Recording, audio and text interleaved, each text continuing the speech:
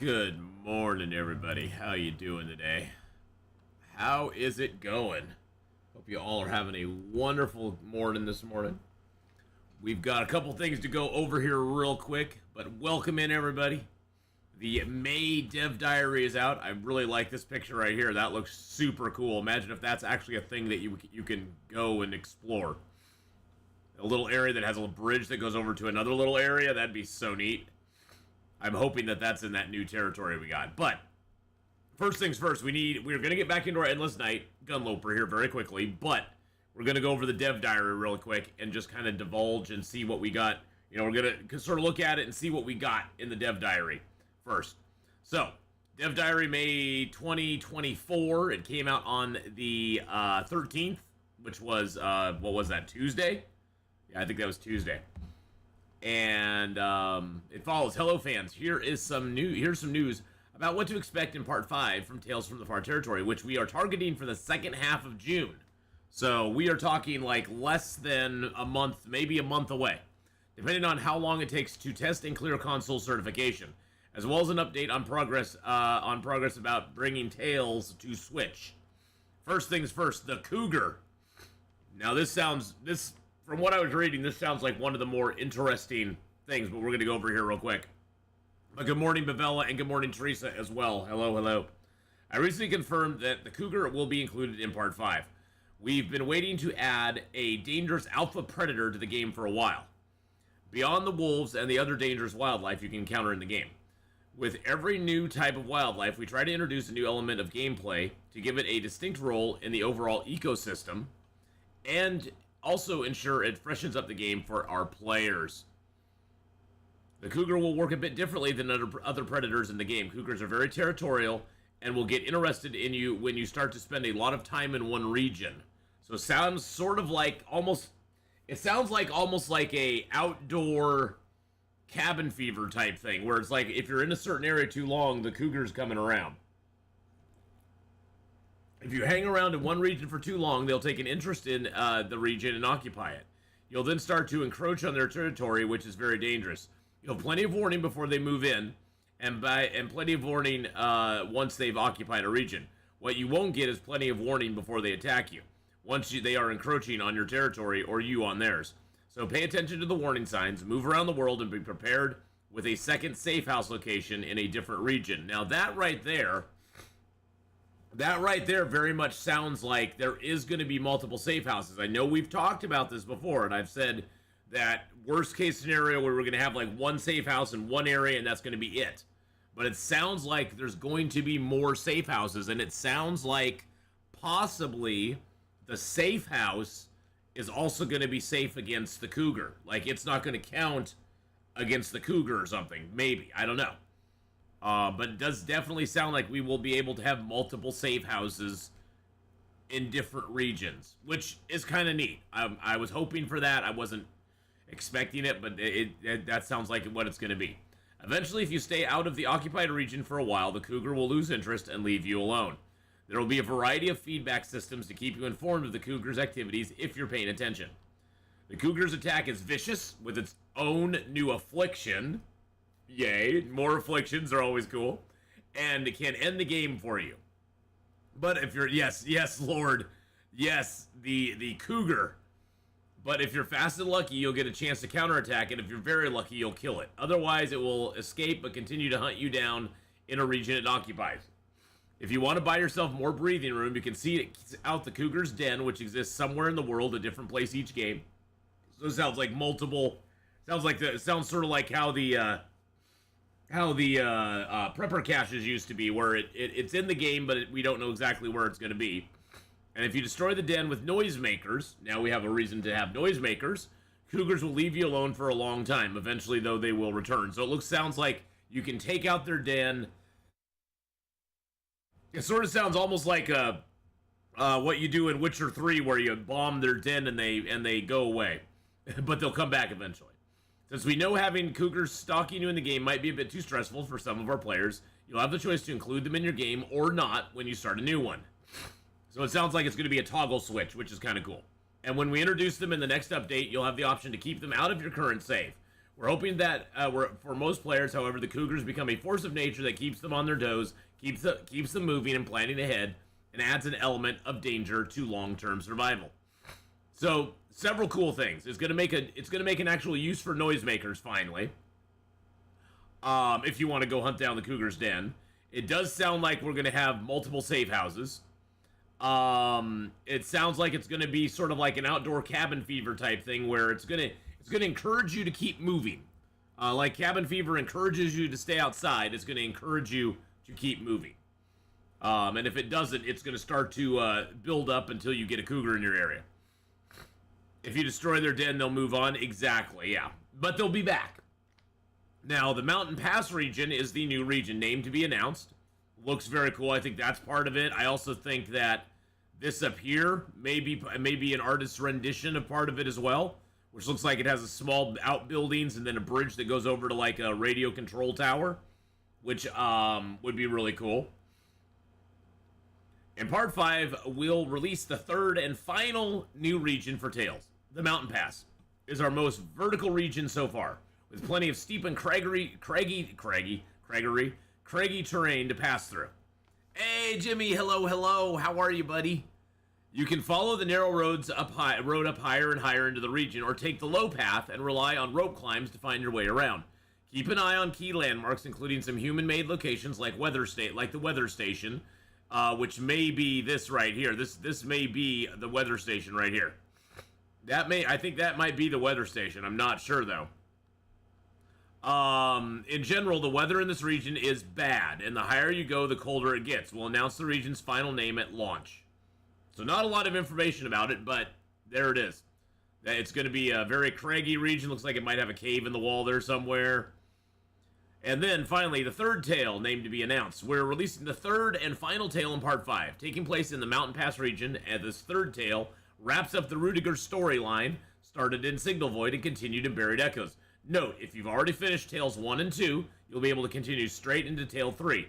Completing the third tale will provide you with some profile-level benefits in the form of new feats. So we're going to get some new feats, which is pretty exciting, too. So it'll be worth your while to complete all 3 tales.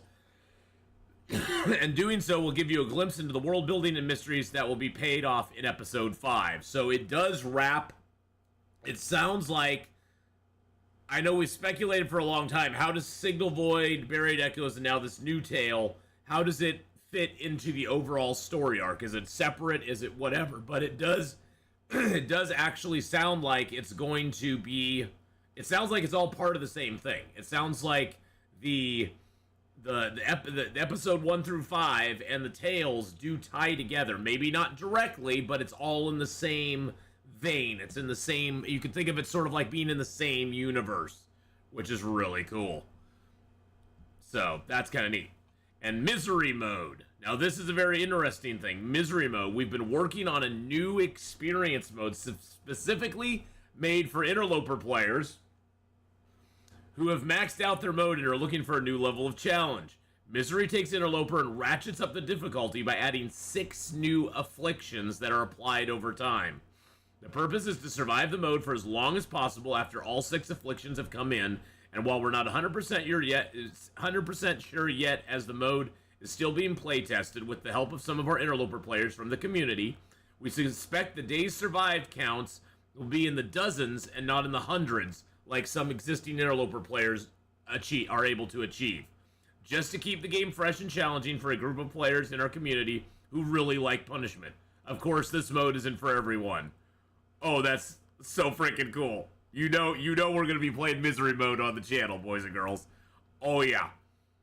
Yeah, they say counts in the dozens and not the hundreds. Yeah, we'll see about that. Here, hold my beer. Hold my beer. We'll see about that. Now, this is the one I am. This is the announcement that I'm on the fence about. Is the cheat death system. We're adding, and I guess in the end it doesn't matter because you don't have to do it. It's not like it's going to do it, but yeah, I don't know. This is an interesting one. We're adding an optional system that allows you to cheat death. Yes, our permadeath survival game is finally offering you a way out from death that doesn't involve backing up your save file. How this will work is that upon dying in the game, players will have two options: die as they do currently, or cheat death.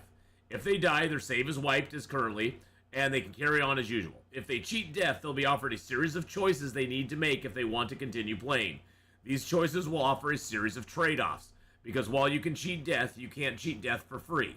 You'll have the opportunity to retrieve your pack with some of what you were carrying at the time of death, but other aspects of the world will remain the same as they were when you died, including resources and gear items you have stored in your favorite locations, places you have explored and looted, surveying progress, Tales completion progress, etc.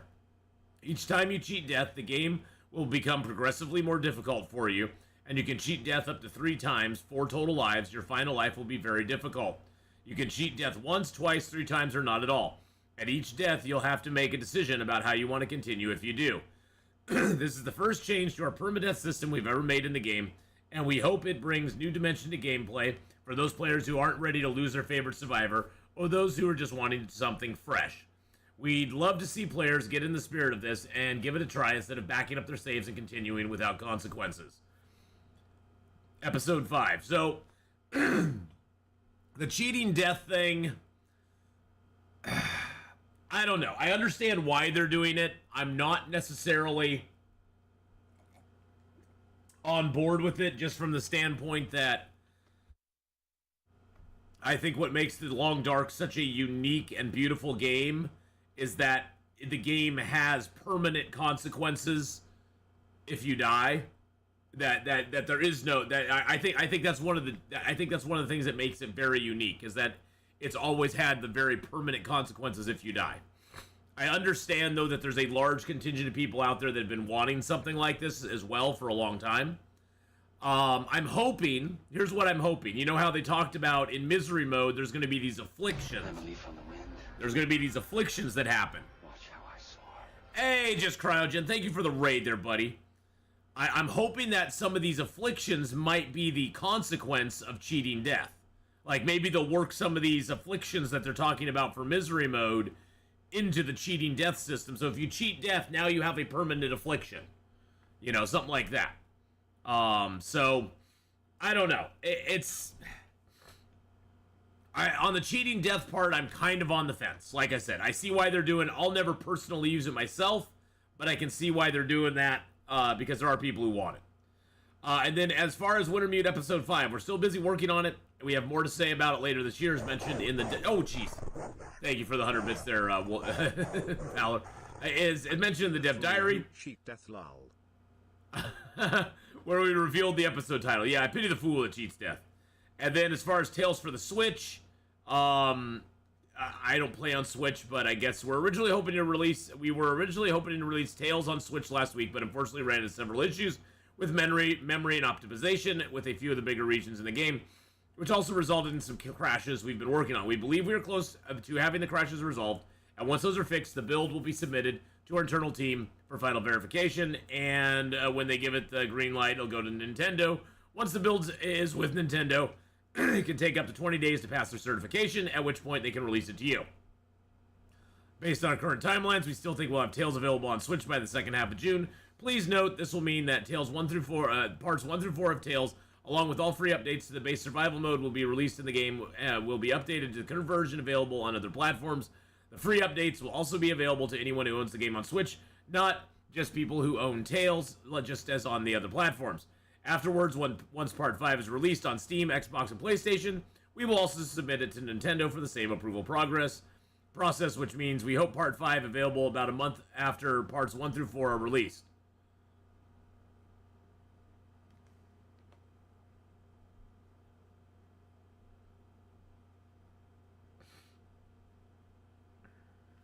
Wait a second.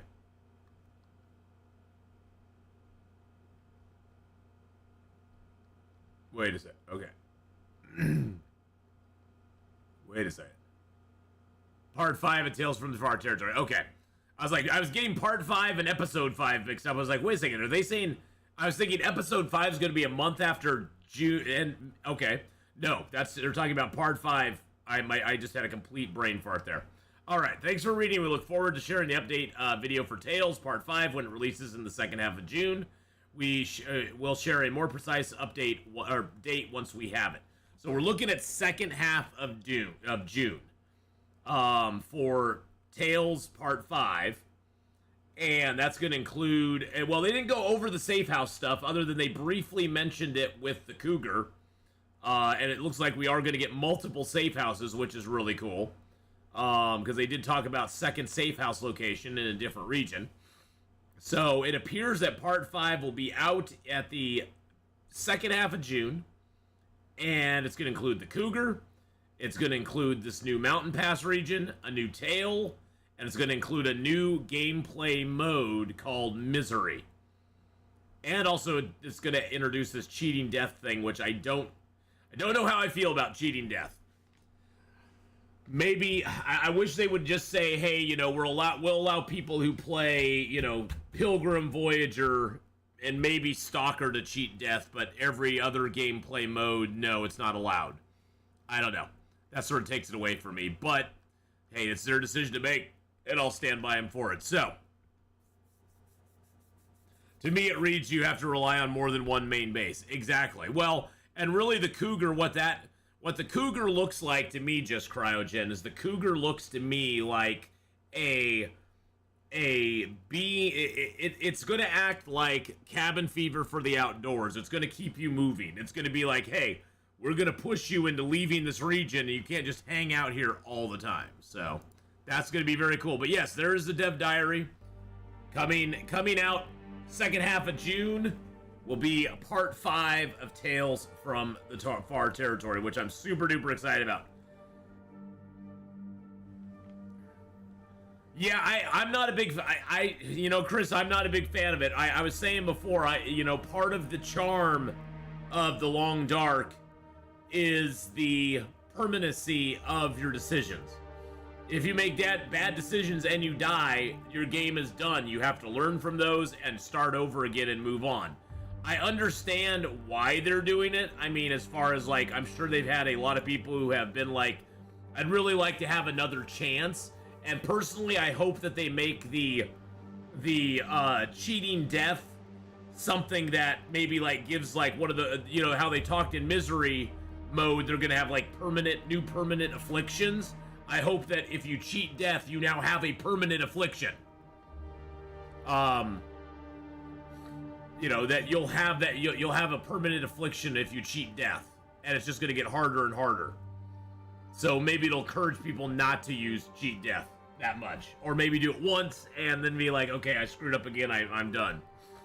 I guess the thing is though that it takes a little bit. For me, it takes a little bit of the shine off of somebody saying, hey, I survived 500 days in the Long Dark. Now, you know, at this moment in time, we all know what that means. We know what 500 days in the Long Dark means. We know that you survived 500 days in the Long Dark. After cheating death comes along, what does it mean now? I died twice and I got to 500 days? Oh, Jesus Christ. Permanent affliction for cheating death. Being ashamed to cheat death in Looper Lol. Yeah, exactly. Thank you, Bella, for the 100 bits as well there. But yeah, that is true. It's like right now we all have the same experience. And I guess that's the thing, that the cheating death thing I don't like, is that it's gonna make it so things aren't as cut and dry as they are right now. Cheating death won't mean as much as it does right now. Or the 500 days won't mean as much as it does right now, because you won't, I mean, like right now we have, you know, we have 580 days on this character. You pretty much called out the players who create save files to cheat death already. Yeah, but you know, just Cryogen, those players don't go around bragging about it. Those players aren't the ones coming into people's channels and going, hey, I got to 500 days. They just kind of do that quietly and keep up to themselves. And honestly, the save files is something that I would imagine less than 5% of actual Long Dark players do that.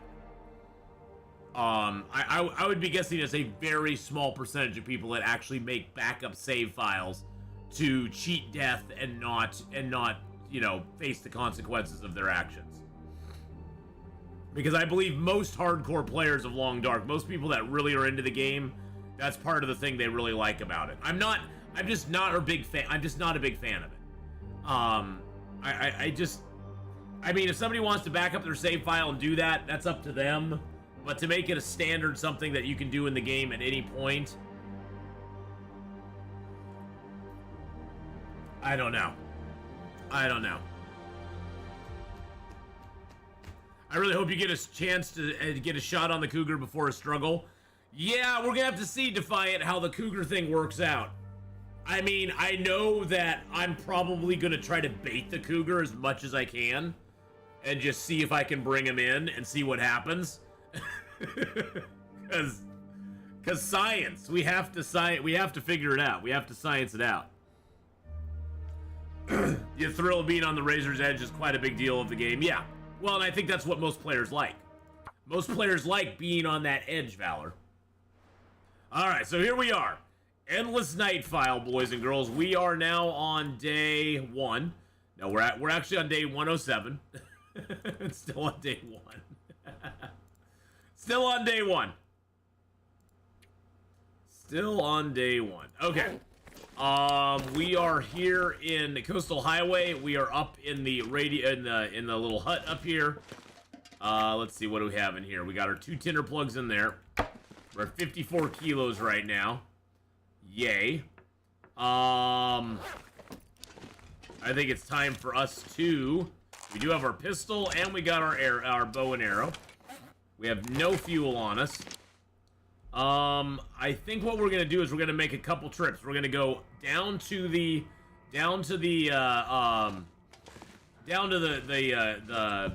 garage area, and then we'll come back up. We'll come back up as well. I want to sit on top of the Muskeg train car and watch the Cougar try to get me. Exactly. Well, that's the thing, Defiant Charles. There's going to be places where I don't think they'll be able to get to. I was watching my usual me earlier. He started the quest to make all the noisemakers before the update. There you go. Well, it definitely will make noisemakers something, you know, good again. I mean, up to this point, noisemakers honestly have been kind of useless. Let's just keep it 100. I'm not going to be able to carry this thing for much longer. Noisemakers up to this point have been kind of a useless item.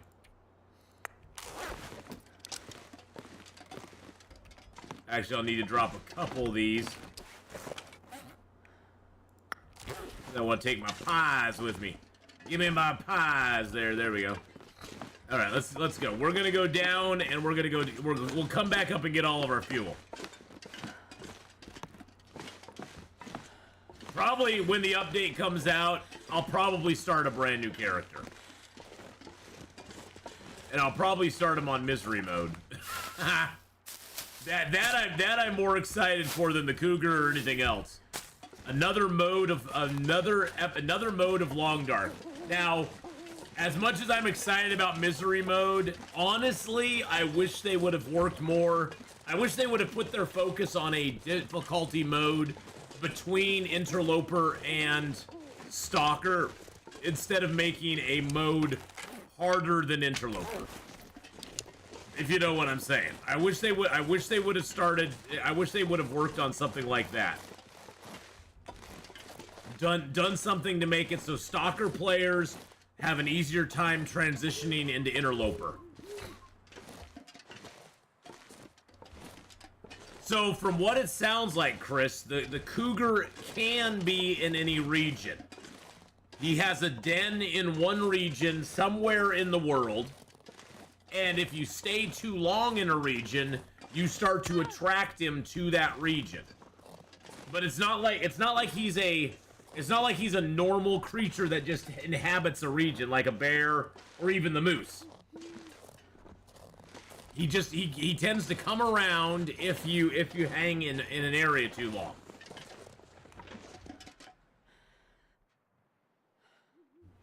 At least that's what I gather.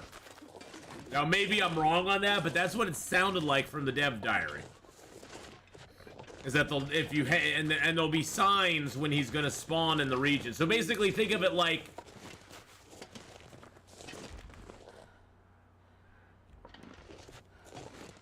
think of it like you are in a region and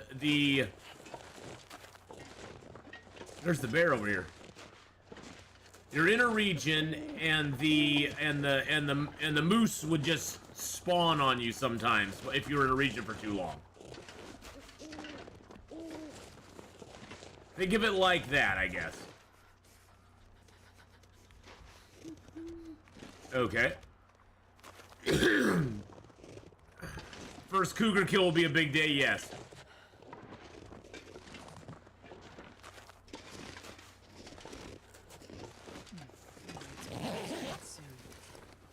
Well, and the thing is, Bavella, what a lot of people find with Interloper when they switch over to it.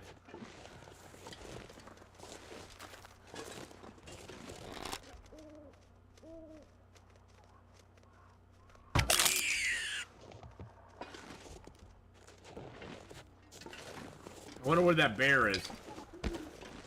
What a lot of people find when they switch over to Interloper is just the lack of resources is very annoying. Oh, there he is. I see him. I think he's right over. I think he's right over there. There he is. Night vision time.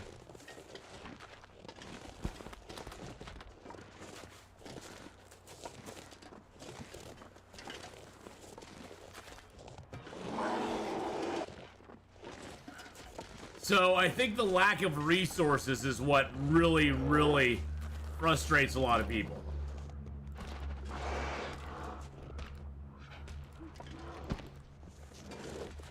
And so if they could give us more resources, that I think, you know, if they could give you maybe more resources, maybe give you a little more starting stuff, maybe that would help. That'd be a great place for him to die right there.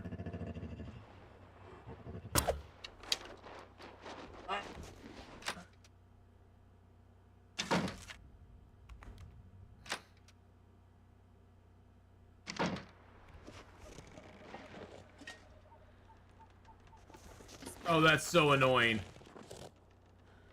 That is so annoying. That is so freaking annoying.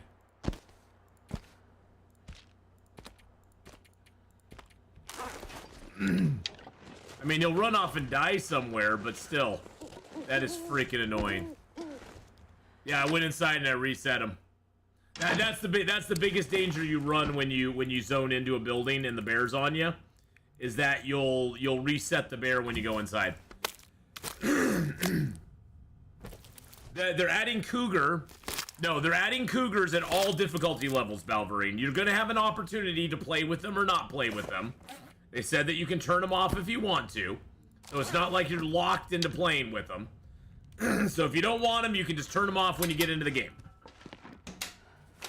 But they are adding them into the game, so... Okay, let's go ahead and throw the hide and those hides, and the guts, and that in there.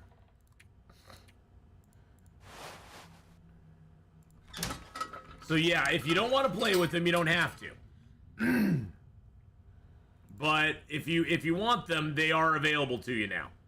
So, yes, you'll have to be very aware of the cougars.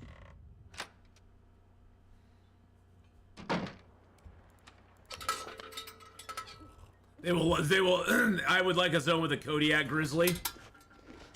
Okay, that would be interesting.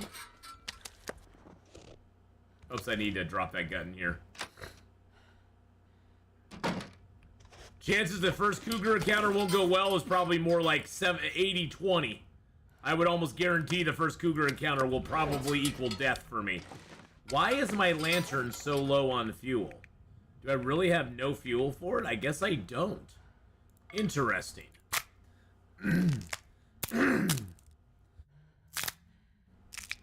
But yeah, the cougars are going to be a very interesting animal when they add it in. I'm going to leave the heavy hammer here. I'm going to leave that here.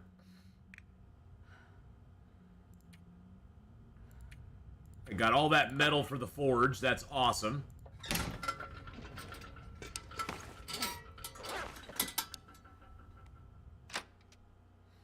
Alright, let's go see if we can find our bear. Oh, and now it started snowing.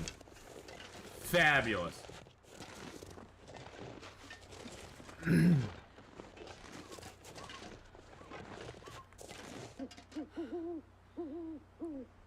I went through all of that just to have it start snowing on me. Okay. Oh, we do have a busted up ankle, so let's go ahead and repair our ankle.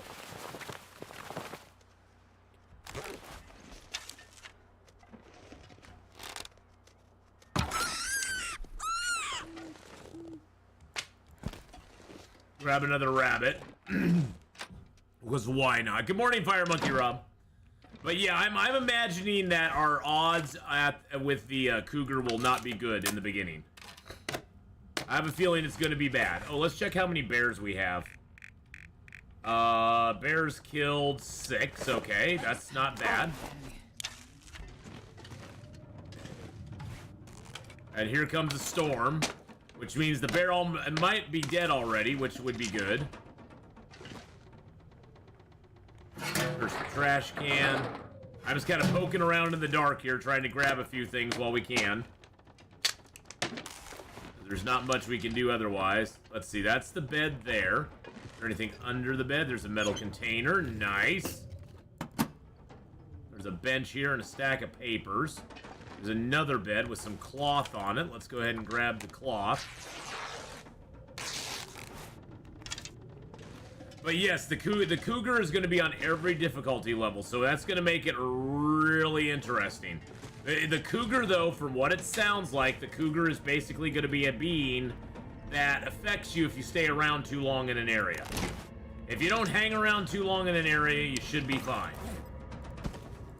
So the longer you hang, the worse it's going to be. So just don't, you know, it's basically going to encourage you to travel. That's what it is.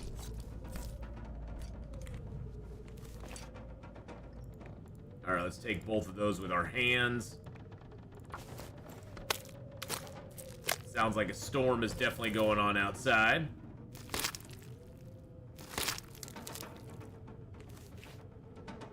I'm not going to be able to carry this load for much longer.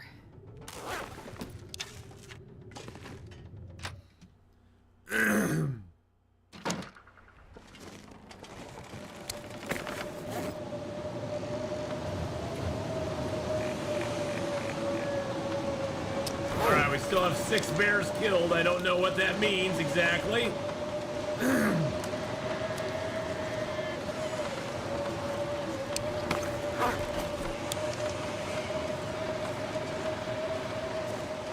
What this storm means, though, is we're heading down to the, we're gonna head down to the, that doesn't really help. We're gonna head down to the garage. Because why not?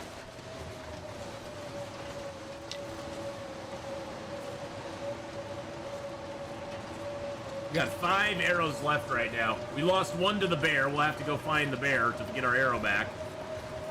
But that's okay. If we get that bear, that'll give us another bear hide. Plus, it will give us more meat to eat as well. So, it's a win-win for us. Yeah, we're gonna get a little cold. That's okay. The one nice thing is that we will not, what if the bear was friendly and you just shot him? Now he's depressed. Now he's sad. He's sitting in his cave going, that meanie. I just wanted to go up and say hi to him. And that jerk shot me. I think the first cougar encounter will all scream in terror. Yes, Young Justice. We probably will. We probably will. It almost sounds like the cougar's kind of like the Night Walker.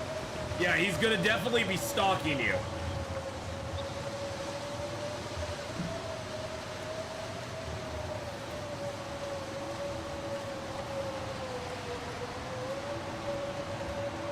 Give Tylea a shout out there. How you doing, Tylea?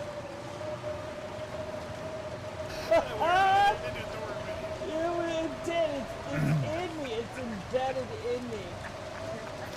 Look at that. It's riding up with me at the bed. Oh my god. Oh. I hope somebody clips that. I can see it. I can see Did somebody throw a spear or an arrow at you as you were lifting off, Tylea? That was mean.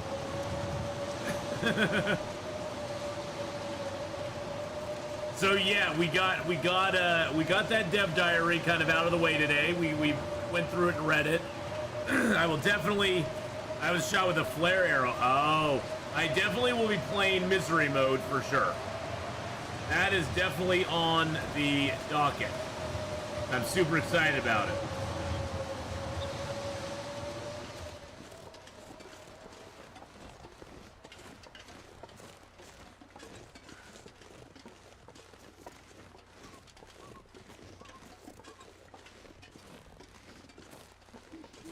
Oh, of course the storm abated now.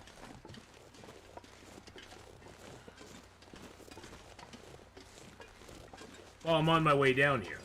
Of course the storm let up now. If we were a bear shot in your neighborhood, where would you go? Oh, if we were a bear shot in your neighborhood, where would you go? I would just go home. I'd be very sad and I'd just go home. That's what I'd do. That'd be me anyway. Because, like, you've played enough, it seems you have a pretty good idea where all the big animals are, so the cougar will be a big change. Oh, yeah. Well, it sounds like the cougar's going to be one of those that you'll get a lot of warning that he's coming.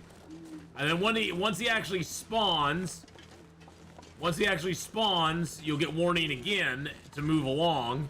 And then if you move along and go to another one of your safe houses, which it sounds like we are going to get multiple safe houses. I was kind of curious about that. I was kind of dubious that how that all was going to work, but it sounds like if you move on, then you'll be safe in a safe house.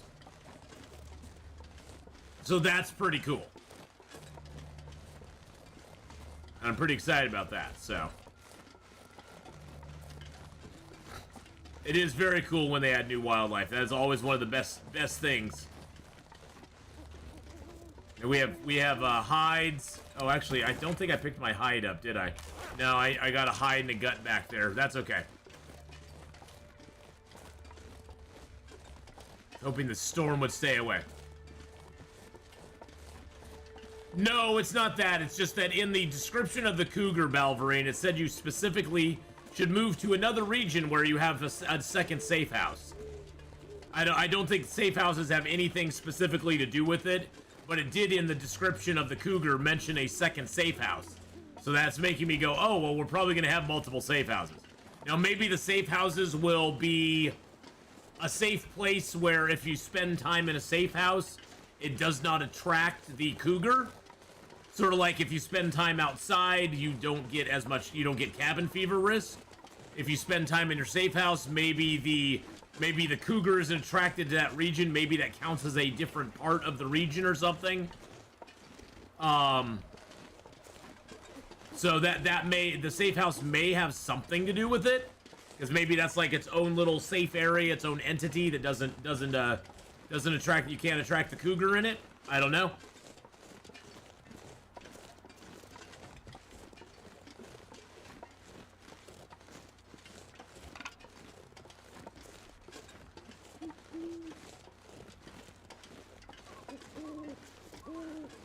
I was gonna say, we'll wait till morning to go find the bear, but oh yeah, we can't do that.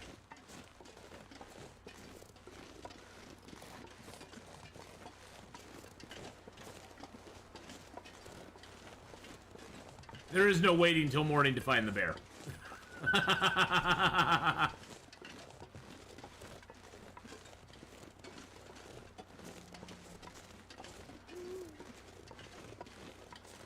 Because we are in endless night mode. Haha. All right, let's go ahead and light the torch.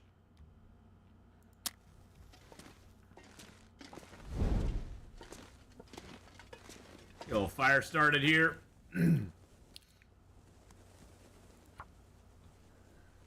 Woo! All right, but yes, the dev diary is quite cool. I like a lot of the stuff that it's talking about. We're definitely going to be playing misery mode. That looks amazing. It's going to have 6 random afflictions that you get, or 6 new afflictions. And it's going to be It's going to get progressively harder and harder. They've thrown down the gauntlet saying we're only going to be able to live dozens of days instead of hundreds of days. We'll see about that. But it's going to be exciting either way. So, a new game mode. I love it with new game modes. I'm sure guys like One and Only and Perfect Trip, they'll probably knock out hundreds of days in it like that. While the rest of us poor schlubs are just like, oh, well, we can't get 100 days in it.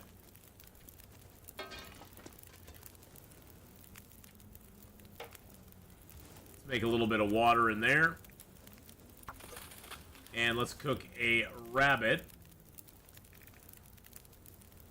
There we go. Let's cook a rabbit in there.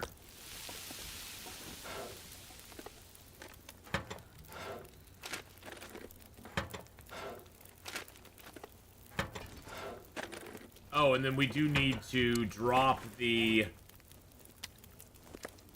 fresh hides. There we go, fresh hide and guts. Let's go ahead. Let's get ourselves a little bit less weighty. This will become our main base here for a little while. I'm just gonna throw all that in there. Throw all the leathers in there. Throw all those in there. Why do I have a mushroom at 85%? That is the weirdest thing ever. Throw that in there too.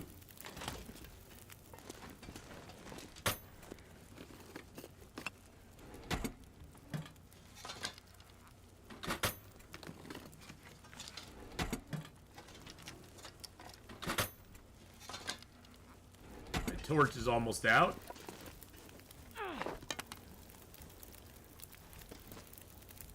Nine minutes till that's ready. All right, we got a workbench here. We won't really be able to use it a lot, but that's okay. I will find a way. There's a fire barrel. The nice thing about the workbench here, as well as the one in Desolation Point, is that there's a fire barrel nearby, so you can work at it, but you have to have a fire at it. So, I think that might have been where I got that mushroom. It wasn't a container. It's just odd. It's just odd and awkward to have one like that. All right, we got 4 arrowheads here. That's fantastical news.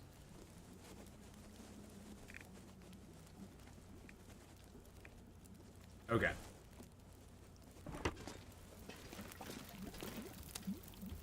Let's eat some rabbity boo.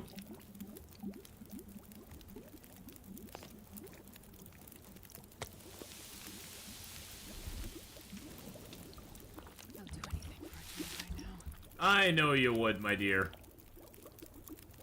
Well, let's get a drink then.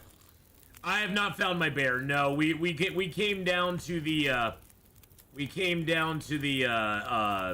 the garage here instead. Okay. Grab another torch. We got a rifle bullet. We got another hacksaw. We've gotten quite a few hacksaws.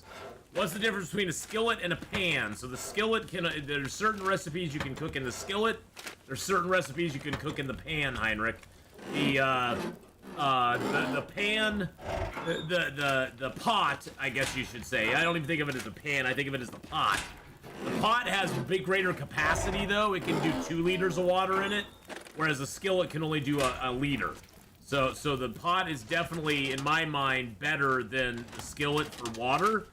But the skillet has more recipes that I like to make in it, like the pies and that sort of stuff. So I personally like the skillet a lot better than the pan if I have to choose between one or the other.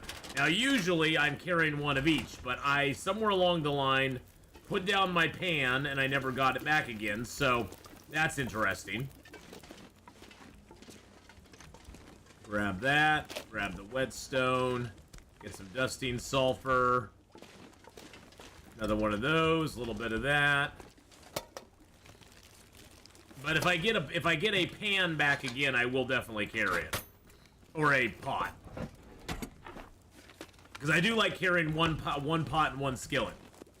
Went to your doctor's appointment day. What they say? What they have for you, bad boy gamer?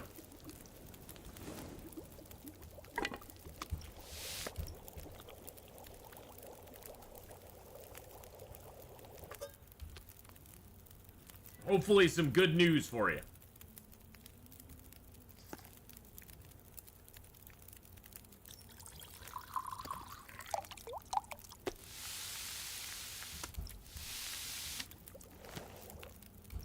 I'm gonna eat that down to a little bitty bite.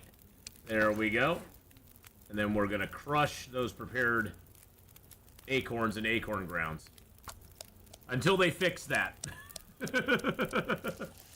Until they fix that, you can eat the acorns early and then crush them down into little grounds, which is kind of wild, but hey, it is what it is. So let's go ahead and fill that up.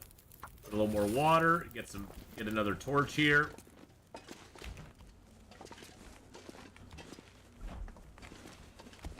That can always fools me. I always think it's I've played this for so long and I still think that's a freaking can that I can pick up, and it's not.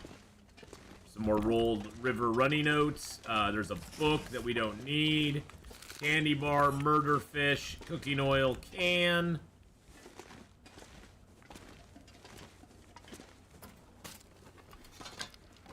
I trimmed my toenails on both feet. Nice.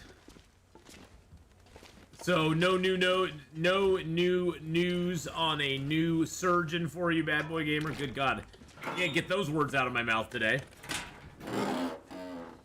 No new news yet.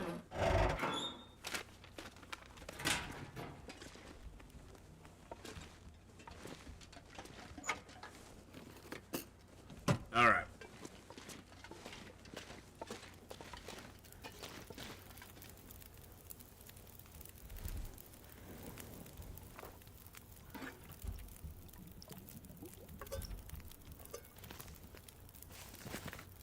$16 minutes till boiled. Okay, let's go ahead and divest ourselves of some excess stuff here.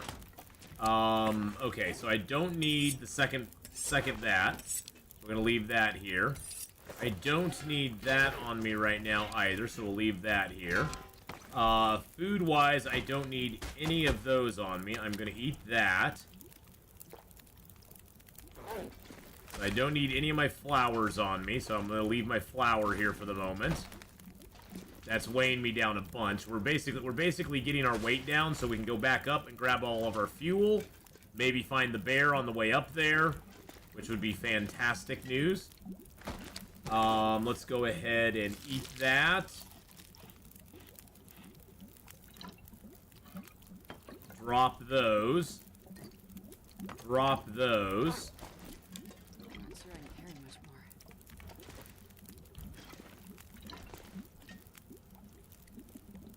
Cooking oil and our salts. What do I need the bear for? I need it for another bear hide, so that I can repair my stuff down the road. And I need it because I just want it. Because I want him. Alright, let's throw that in there. Let's throw a couple of those in there. Let's throw our cans in there. Let's throw those in there. Put our rifle ammo in there, and that in there. The lantern can go in there. That book can go in there. Most of the whetstones can go in there. That can go in there. Plus, we shot him, and I need to get my arrow back. That's the other thing. He took our arrows, so we need our arrow back from him. Oh, we have an extra hat now, which is interesting because it's actually in better shape than the hat we're wearing currently. So we'll take that off. We'll grab our water out.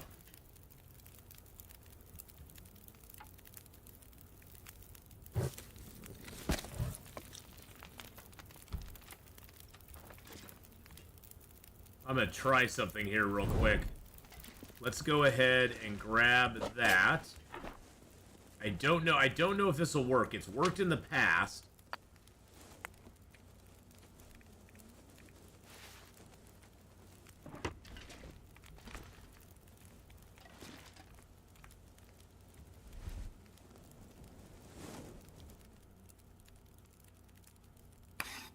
Yes.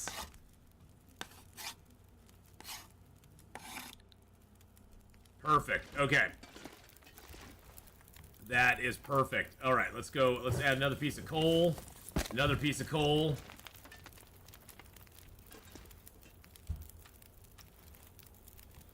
That is very nice. Still have to make an appointment with a new surgeon. Because we have the fire going there, it allows us to craft here. But we have to have the fire going. That's the only downside. The fire must be going the whole time. Because see, we can technically see the light from the fire.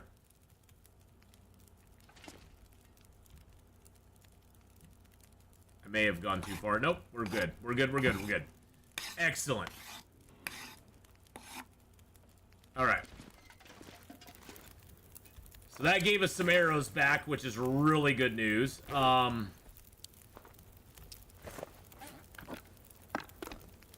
Let's drop those. So that's quite a bit of food, actually. We got 2 things of the running river oats, which is really super nice.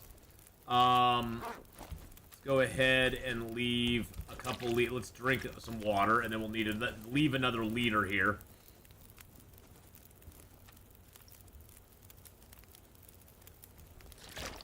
Alright, and let's go ahead and leave some coffee here, and some of the teas. Let's leave a couple of our emergency stims. Let's leave a little bit of our birch bark tea. Those are light. Let's go ahead and leave our 2 thermoses. Let's, we need to go drop this toolkit because we don't need it right now on us. And drop that. Basically getting as light as we can so that we can carry stuff back with us if we need to. Okay, so I can drop the coal here. I'll keep a couple pieces on me just in case we find the bear. We can harvest them up real quick.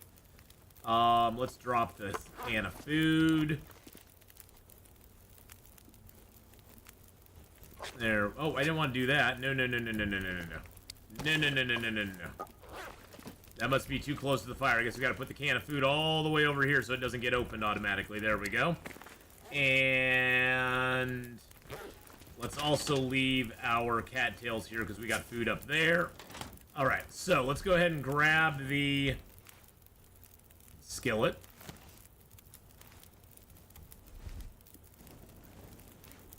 Did we have a torch I could break down? I think we did. Yeah, we have a couple torches we can break down. Let's break those down, add those sticks to the fire, and then get new torches out for them.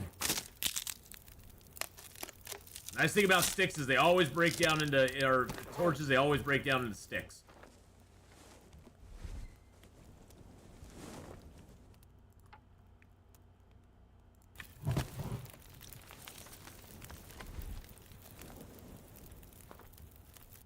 There we go. All right. Time to go, boys and girls. Now watch, the bear's still alive, and he's like, hey, how's it going, Atheenon? I'm not dead. I'm not dead yet.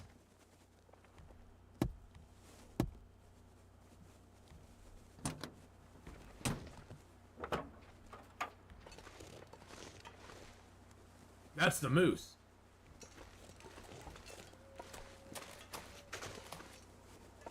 The moose is over here. Oh my god, the moose is out.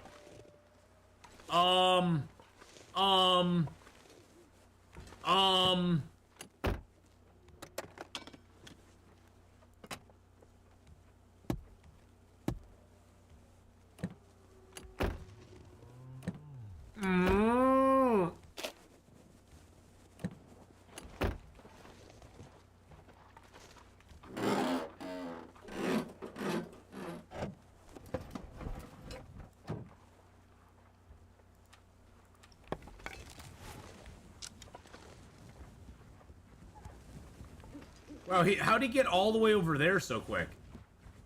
He was right. Animals be glitching, man.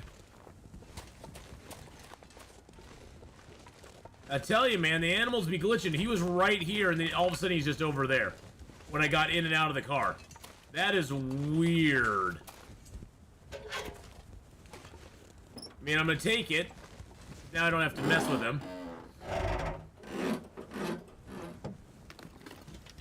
But that's just bugging. Hey, there's a bullet right there. And some mittens. And there's a bullet right there. It's actually warm out right now, which is kind of wild. I mean, it's cold when we get outside, but it's warm inside the car. Which is kind of cool.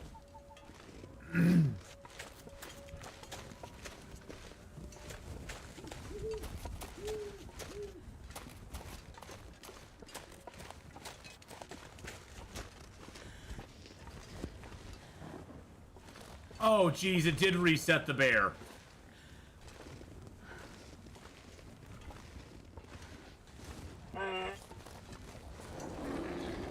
It did reset the bear.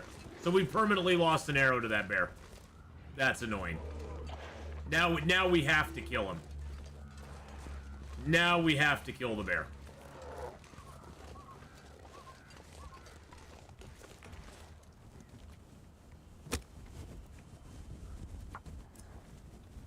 Now we have no choice. The bear must die.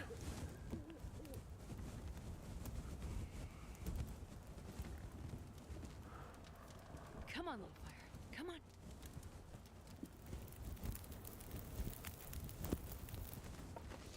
Perfect.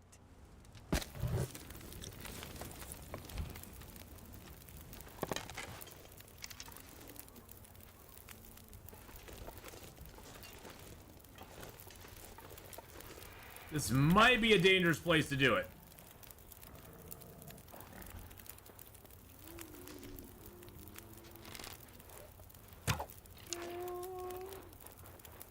Okay, he just ran off.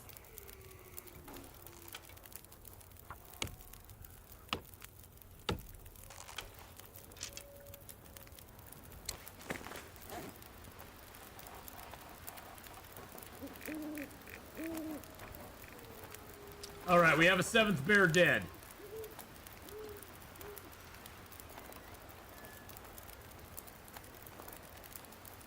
Looks like the storm's coming in now, which is no fun.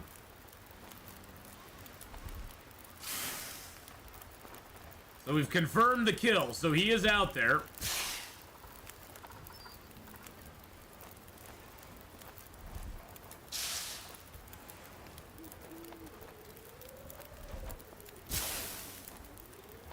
Gonna take from this fire here real quick. I've got 3 more fur on me, which makes it really nice. That was a good trade-off. A little heavy, but you know, we got a little extra fuel, so never gonna argue with that. Still staying crouched because I don't know where the moose is.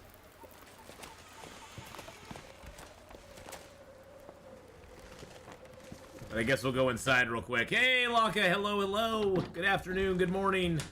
Good morning, good afternoon, good evening, whatever it may be, wherever you are. I hope you're having a great day. Alright. Go search around in here real quick. See if we can find any stuff and things. We know the bear is actually dead this time. Okay, so he respawned. That's why, I mean, the first time we zoned into the house to get away from him, and that's why he respawned. He respawned and despawned, and we lost our arrow because of it. And now we can, you know, now we've confirmed the kill, so his corpse will remain out there for us. We just have to go find it now. Which, of course, doing that in the dark is really, really tough. Tunstruck, how you doing? Haven't played Long Dark in a while. Anything new? Oh, there's tons of stuff new. There is a lot of stuff new, Tunstruck. They have added quite a few new features into the game. I don't know when the last time you played is, but if you haven't played for like a year, there's quite a bit of new stuff in the game. Including the new recipes, including the vitamin C deficiency affliction, including including the tails, you know, Tales from the Far Territory stuff. And I don't know if you have tails I don't know if you have tails as well. If you have Tales from the Far Territory, there's even more stuff because there's new zones, there's new places to go, new things to see. So it all depends. If you have the base game, there's still new stuff. There's new fishing. They added in fishing holes as well as fishing tip-ups. But it all depends on how long it's been, Tunstruck, since you played last. So it's kind of a moving target, so to speak. Grab some water there. Yum, yum, yum, yum.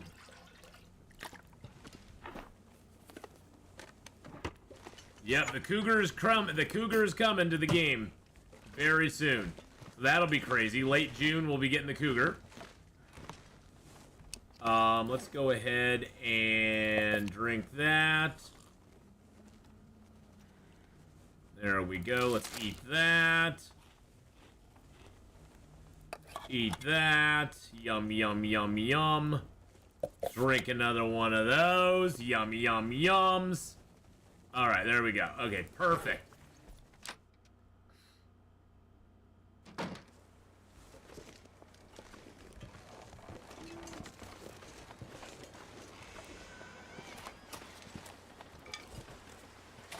But yes, the cougar is going to be nutty.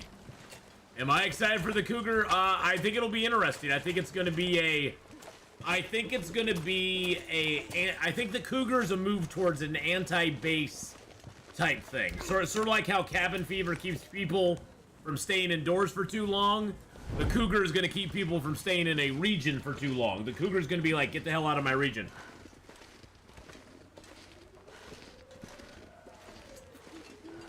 Which is going to be really damn interesting. Well, at least we have a semi-clear night to find the bear.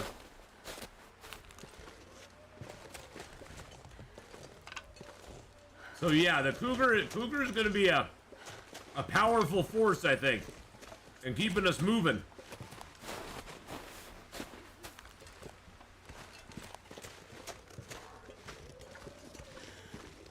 I'll check down that way for the bear. I'm gonna check this cabin out first.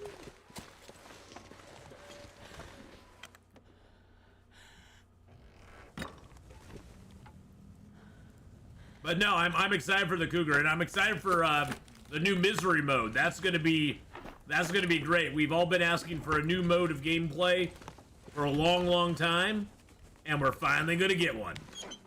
Now, for me, I would be more excited for a lot of for me. I'm excited for me because it gives me a whole new, brand new, gameplay mode that I can enjoy. That's gonna be even tougher, but the gameplay mode of is going to add in some new afflictions, which I don't know. I don't know how that's going to affect, the other gameplay modes. If they might add those afflictions later on into the other gameplay modes, who knows? Or maybe if you take that death save thing, they'll give you one of those afflictions from misery as a punishment or something. Who knows? That would be kind of cool. Now, the thing I'm least excited about is the death save thing. That's probably the thing I'm least excited about. Just because, for me, it kind of... I think it detracts from the game a little bit. I know that there's I understand why they're doing it, but I don't really like, I don't really like it. I probably will never use it myself. Interloper 265 says, is it possible to take down all ptarmigans at one time? Yes, you can. You have to use fire-hardened arrows, or be very careful with your arrow shots and never miss, and always pick off the ones that are the outside. You know how they'll kind of wander around? One will kind of go to the outside of the group. If you can pick that one off, it won't scare the others off with arrows. Now, with fire-hardened arrows, it doesn't matter whether you hit or miss or anything. You'll always take them down. You can pick them off no matter what with fire-hardened arrows. So with fire-hardened arrows, you'll be able to take down the whole flock, no problem at all.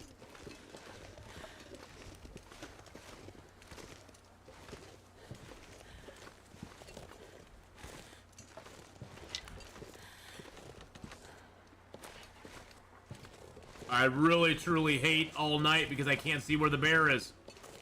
I've got to look around for the bear. And I don't know where he is. So yes, there is an actual purpose and use for fire-hardened arrows. Fire-hardened arrows, to me, are really useful in the game because early game, you can utilize them to up your archery skill, not by making them, but by shooting stuff with them.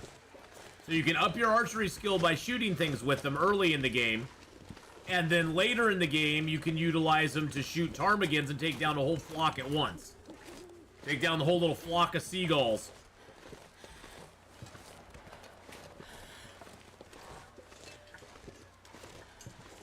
Is that the bear up there?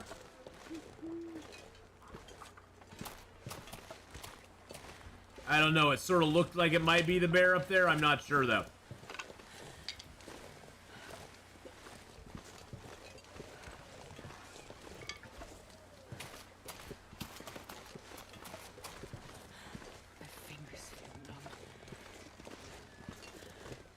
Maybe not.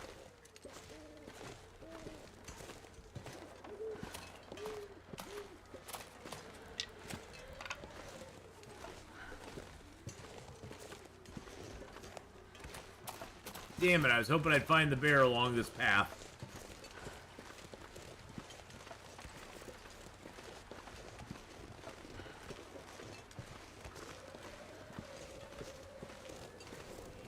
Oh, and there goes our torch. The torch is like, no.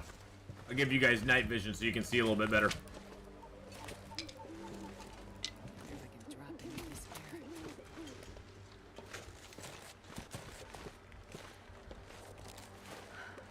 We do have 8 arrows back, which is really nice. We lost 1 to the bear, and now we've lost 2 to the bear if we can't find the bear. That is true. That is true, Fire Monkey Rob. The fire-hardened arrows are good not only against the ptarmigans, but the rabbits as well.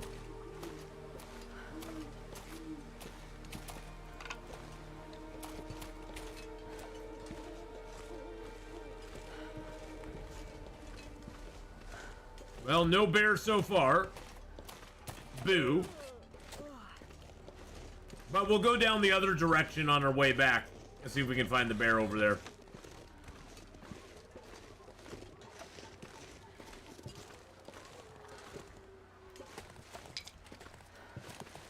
The one thing about the Endless Night mode that is very frustrating is finding animals in Endless Night. If you don't get them in one shot, finding them after they run away is not too easy, because guess what? There's no daytime, there's no crows flying around, nothing. At all. But by the way, Honora, hi, I hope you're doing good. I hope things are going better for you, darling.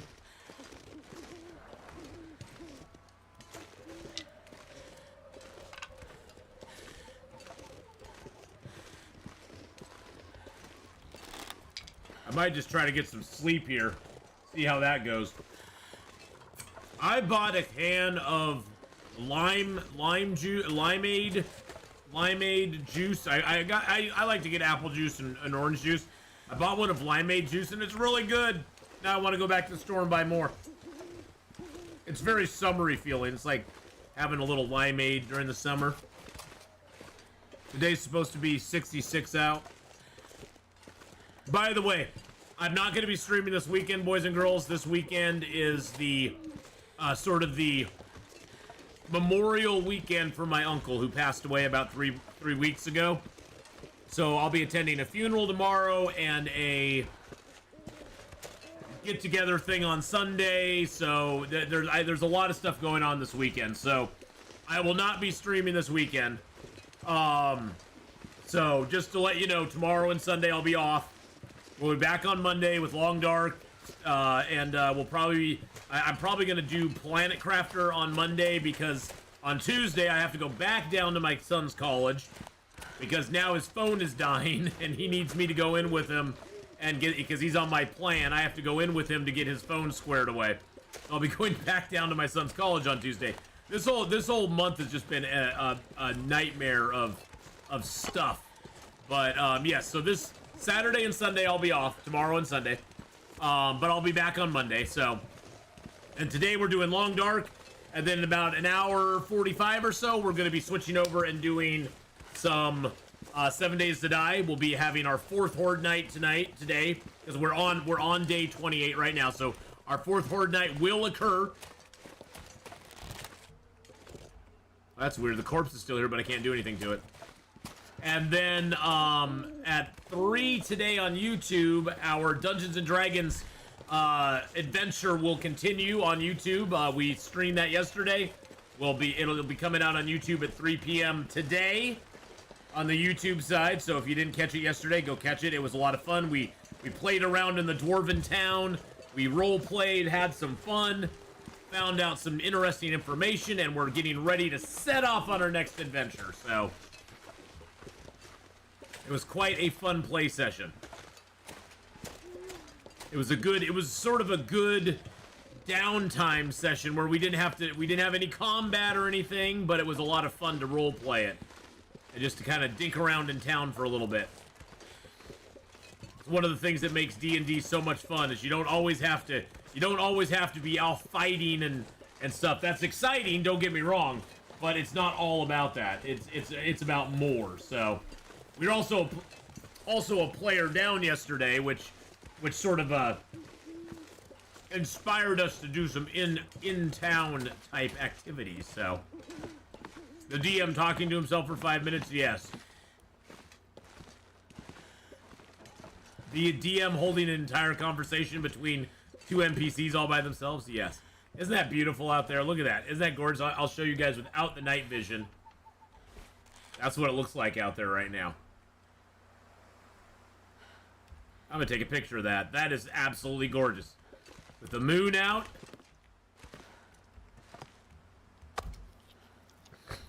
Let's eat a little bit of food. There we go. Okay, all I have in there is tinder plugs. Grab all the coal.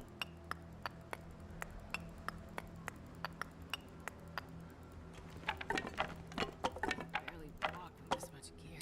I know, my dear. You're gonna complain all you can. Totally understandable. I totally get you. But I don't want to hear it, so shush it, darling. All right, let's get some sleep. We'll get up in the middle of the night and head out.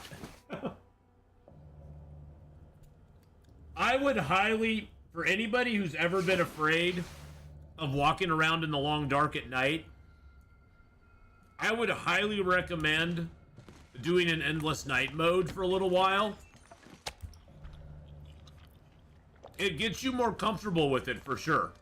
The guy who drank his own pee doesn't seem so crazy right I mean, I still am not a big fan of it, but I'm definitely more comfortable now walking around in the dark than I was before.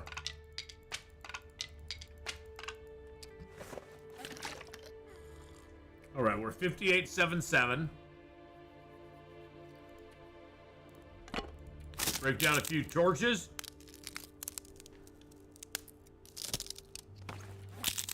And you don't have to play it on Interloper. You can play it on Stalker, Voyager, or Pilgrim. But I would highly encourage you try out an Endless Night. It's an interesting way to play, and it definitely your brain will kind of shift a little bit, especially if you're not comfortable like me myself. I was not comfortable playing Endless Night at all, or playing during the night. I usually, when I'm playing a regular game, I'm on a very day-night cycle. Once it turns dark, I'm going inside and doing other stuff. I'm not hanging around outside after dark, unless I absolutely have to. So it definitely has made it easier for me to play in my other games and play in the dark, which is cool. Psychotic Gear, hey buddy, how's it going? How's the job going, my man? I hope you're doing well. Oops, I need to break that down. I need to straighten my chair up. There we go. Oh, that's much better. My chair was like leaned back for some reason. No, I need it back just a little bit. There we go. Okay, there we go. Ooh. Get some posture going on. But yes, I would highly encourage you to play Endless Night if you haven't before. It makes it very, very interesting.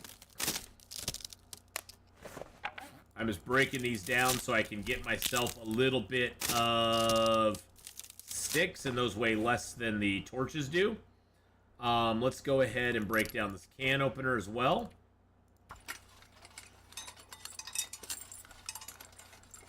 Been nearly 2 weeks of work. That's awesome. I'm so happy for you. All right, is there anything? Oh, I need to put those down.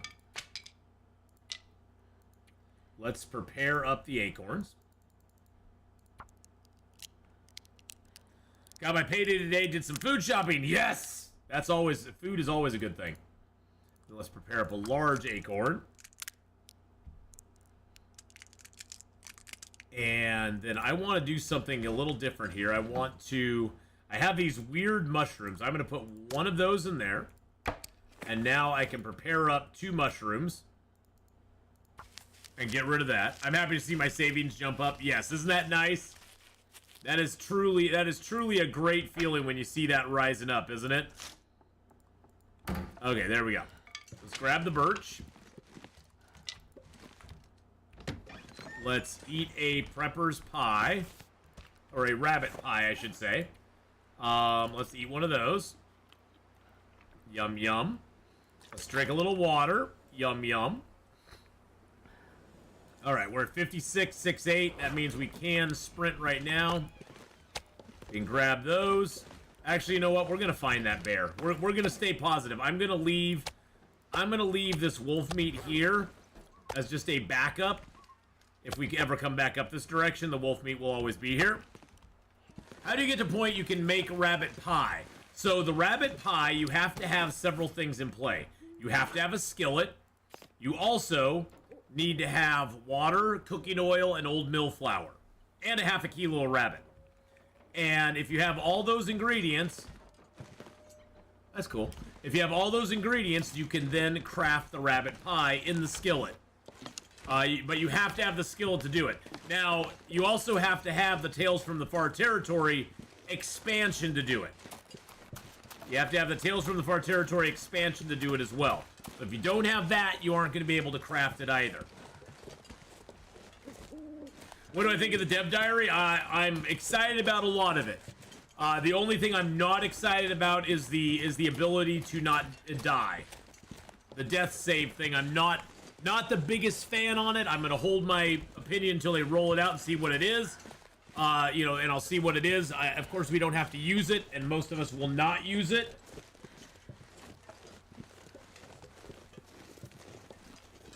I just think it kind of changes the game in a way, and I'm not sure if I like it. But like I said, I'm going to withhold judgment until it comes out. But I am excited for Misery Mode. I'm excited for the Cougar.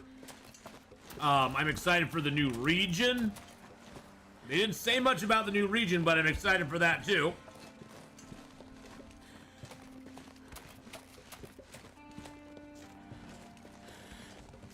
Well, for me, the cheat death thing, it takes away a little bit of the permanency of the game. Like, it allows you to mess up and still survive, which I'm not a big fan of. One of the things I love about The Long Dark is if you mess up, you die. And you either learn from those mistakes and push on, or you give up. And I know a lot of people probably are going to be excited about the cheat death. I'm hoping that they talked about in Misery, they're going to be adding some new permanent afflictions. Now maybe with the cheat death thing, they'll make it so if you cheat death, you now have one of those permanent afflictions. That would be kind of cool. I'd be okay with that if you had like a permanent affliction, you know, just making it harder. It's because they said it would make it harder and harder if you cheat death. So, maybe that's part of it. I don't know. But yeah, the 6 afflictions, that's going to be crazy. Of course, they say you're going to live dozens of days instead of hundreds of days. Challenge accepted.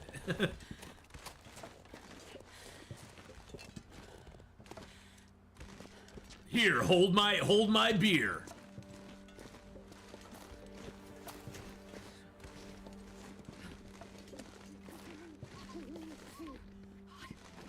I was hoping I could maybe see the bear from up here.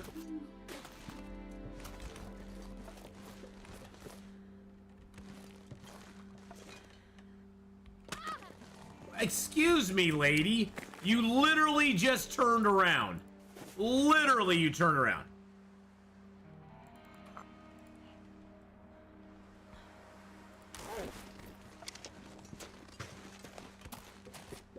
Hate it when she does that. You turn around, she's like, ah!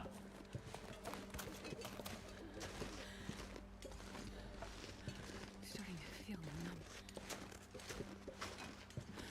It's definitely going to be a new challenge, Psychotic Deer, and I'm up for it. I am totally up for it. It's going to be fun. Okay, I don't see anything up here. There is some maples over here, which we'll grab.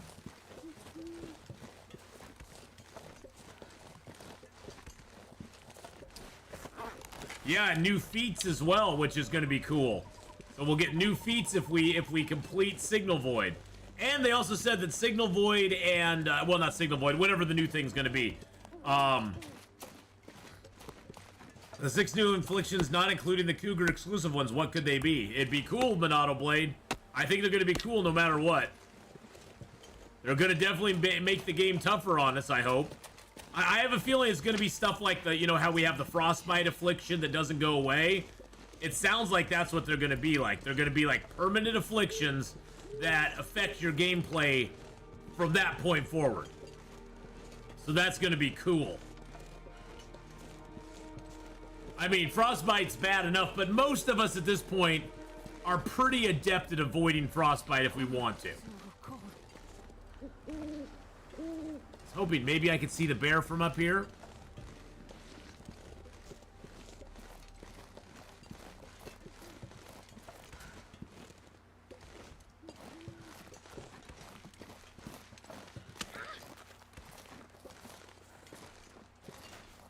I mean, I'm walking on a cliff, but still. Still.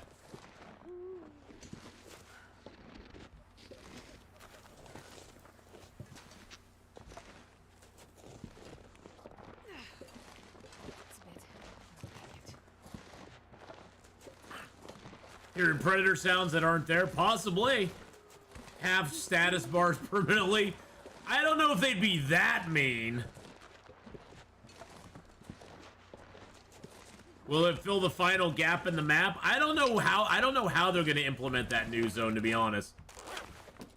I don't know where that's gonna be. Hey, Killer Strawberry, how you doing?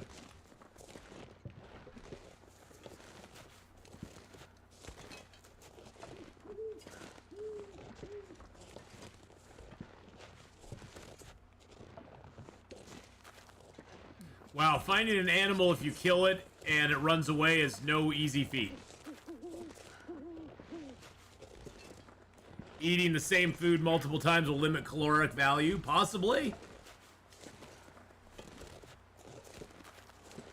Found an interesting the cougar migrates. Well, it sounds like the cougar, it doesn't so much migrate, it's just that if you're in a zone long enough, it's just going to start appearing. It's basically going to come to that zone. Like, the cougar is not going to be like the moose or the bear or any of those that's just up in a zone. It's gonna be in a zone if you're there too long.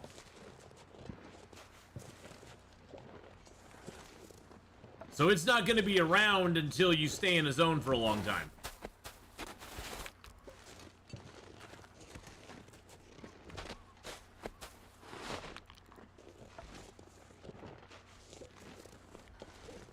So you got zone of contamination, Barry Deco's finished. You weren't kidding about the lack of food in the area? Yeah. That is the worst part, is the lack of food in that area. That area is very, very, very, very low on food. Okay, I'm tired of that. There we go. Oh, and we're overweight now, so yeah, that didn't do much for me. I wonder how long it'll take to spawn after killing it. I don't know. I don't know if we're even really meant to kill it, to be honest. I don't know if killing it is going to be that easy at all. Who knows? It may be easier than we think, but I have a feeling it's going to be one of those where killing it is going to be kind of a last resort.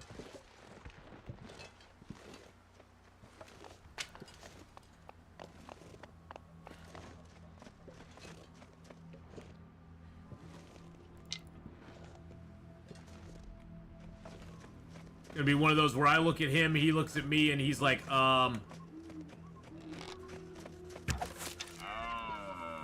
He's like, that wasn't fair. Wasn't meant to be fair, my friend. I shot him in the eye.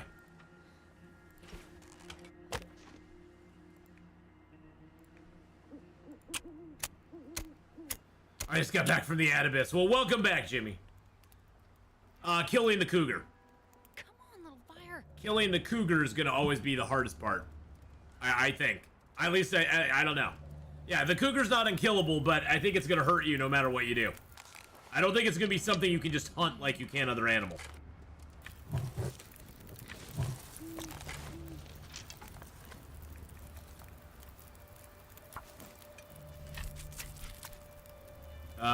There we go. Get a little deer meat on us. I don't know where the bear is, boys and girls. I just don't know. Carry this load for much longer. I haven't seen the bear, heard the bear, nothing.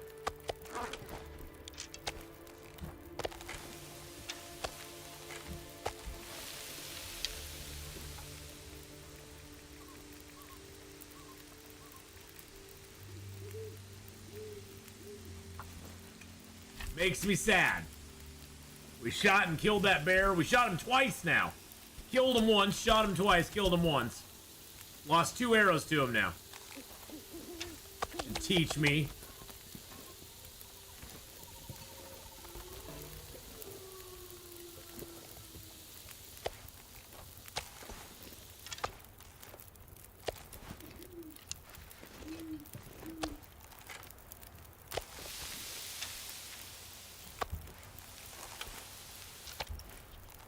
The vest will help against cougars and noisemakers. Yeah, I think the vest may actually finally have a purpose.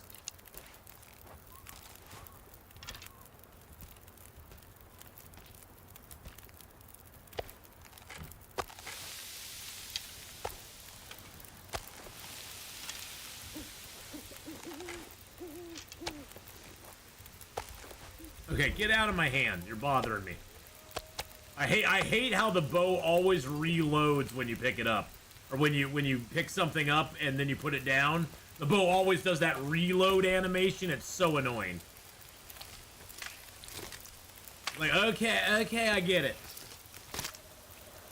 It's just that there's that little half-second break.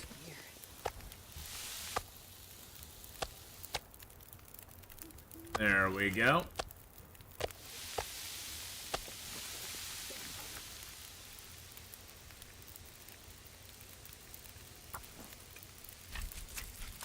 Yeah, you can leave the area and it will just stop. Basically, think of it like cabin fever, Killer Strawberry. You know, when you start getting cabin fever, you go outside and your cabin fever risk goes down. When you start seeing the risk for the cougar coming around happen, you basically leave the area and the risk goes away. And now you don't have the risk any longer. So think of it like that. Yeah, it's like a region fever, exactly.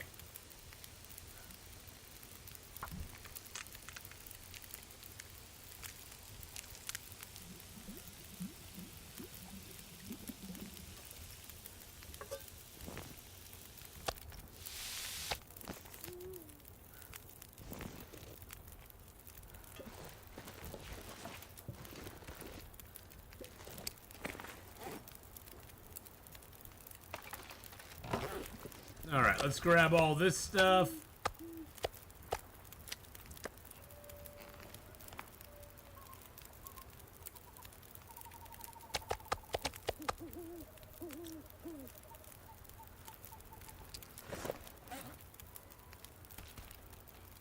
Eat that.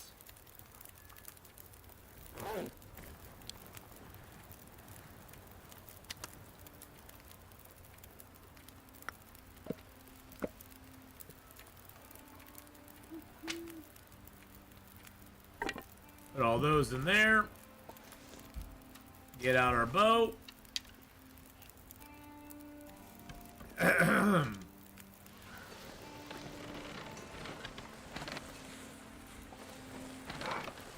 Really?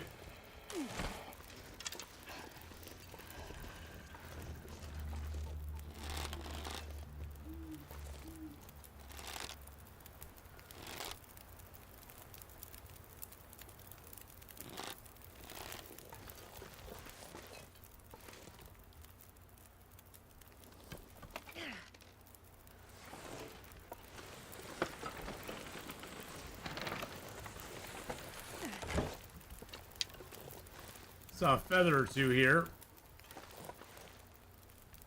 Where'd the feathers go? Oh, there's one.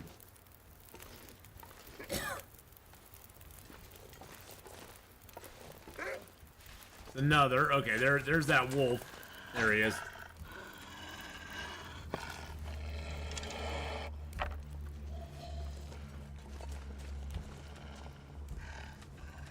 There we go.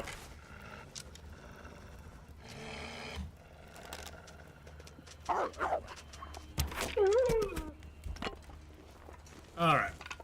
Hello and goodbye. Every wolf I ever... to all the wolves I've loved before.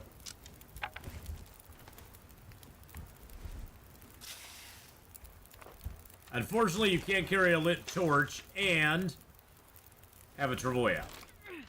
It doesn't quite work that way.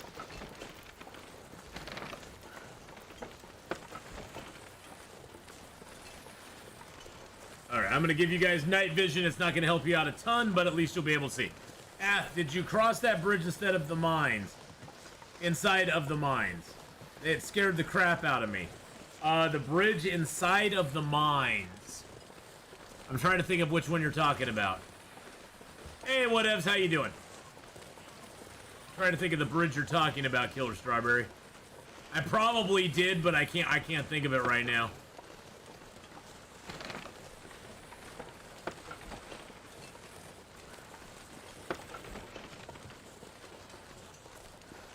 We still didn't find the bear.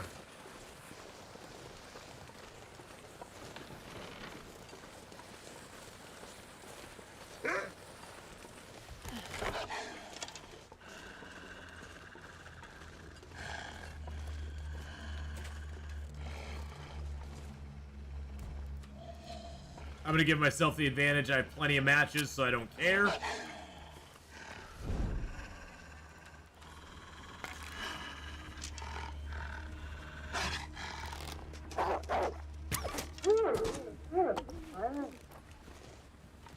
I know it's kind of a waste of a match, but I only have one bandage on me right now, and I don't want to die.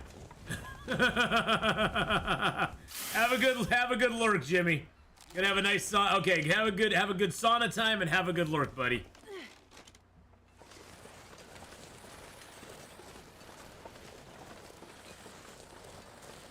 It was similar to the broken railway bridge where you walk on one rail only. I don't even remember that one. I don't even remember it. To be completely honest, Killer Strawberry, Buried Echoes is probably the least impressive thing that I've played lately in Long Dark. It's probably the least impressive thing I've played. Was that a wolf or a...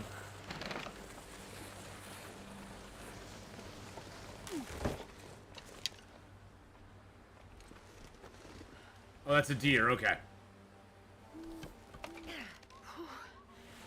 This car, the travois is part of... I don't know if it's part of the DLC Nacho Sandwich or if everybody has access to it. Does anybody know, is the travois part of the DLC, or can you have access to that if you just own the base game?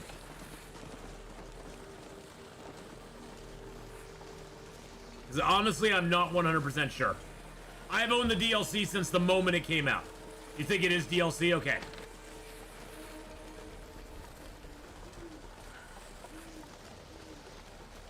Yeah, the new region I'm excited about.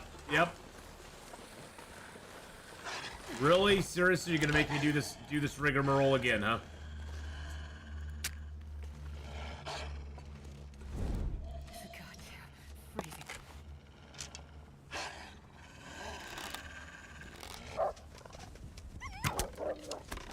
Damn it.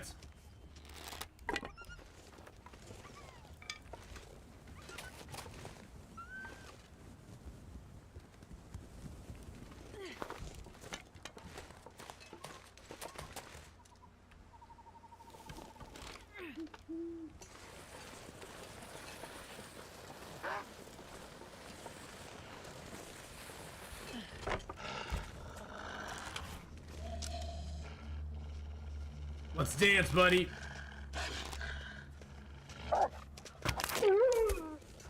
There we go.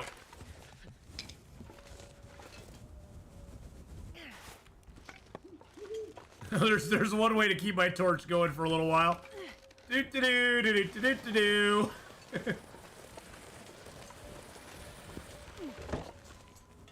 Oh yeah, no problem, Nacho Sandwich. Yeah, there is I always tell people, you know, play the base game first, and you know what, if you enjoy it, I would highly recommend getting the DLC, because I totally think it's worth it.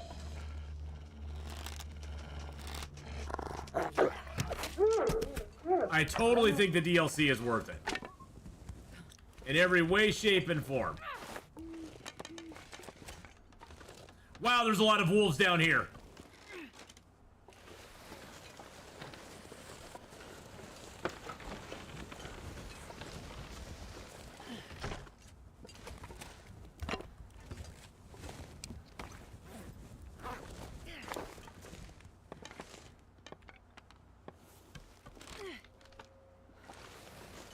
I can't keep a torch. I can't keep a torch lit while walking with the travois. So I might as well just like make my torch last a little bit here. Okay, so that torch still has some life on it. Just throw the torch out ahead of me, and that way I can just walk to it instead of wasting matches over and over and over again.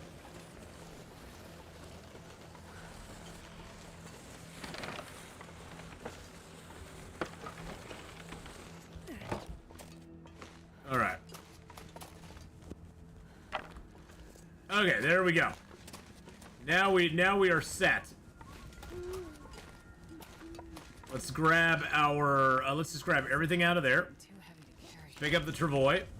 Let's drop the meats out here. We still need to go find our bear. I have no idea where it is.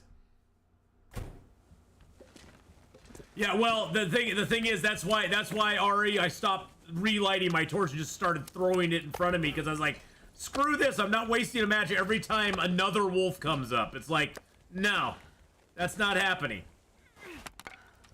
Especially when I have a whole bunch of torches here, so. Yeah, if you could put the, well, I mean, let's be honest, whatevs. I am just so happy that we can now, climb ropes and go down ropes and that sort of stuff with a torch, you know, with a torch.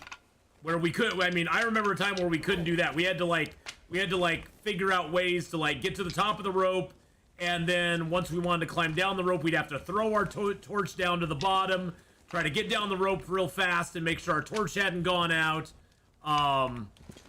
So it's very nice that they added that in. Yes, this region has 1, 2, 3.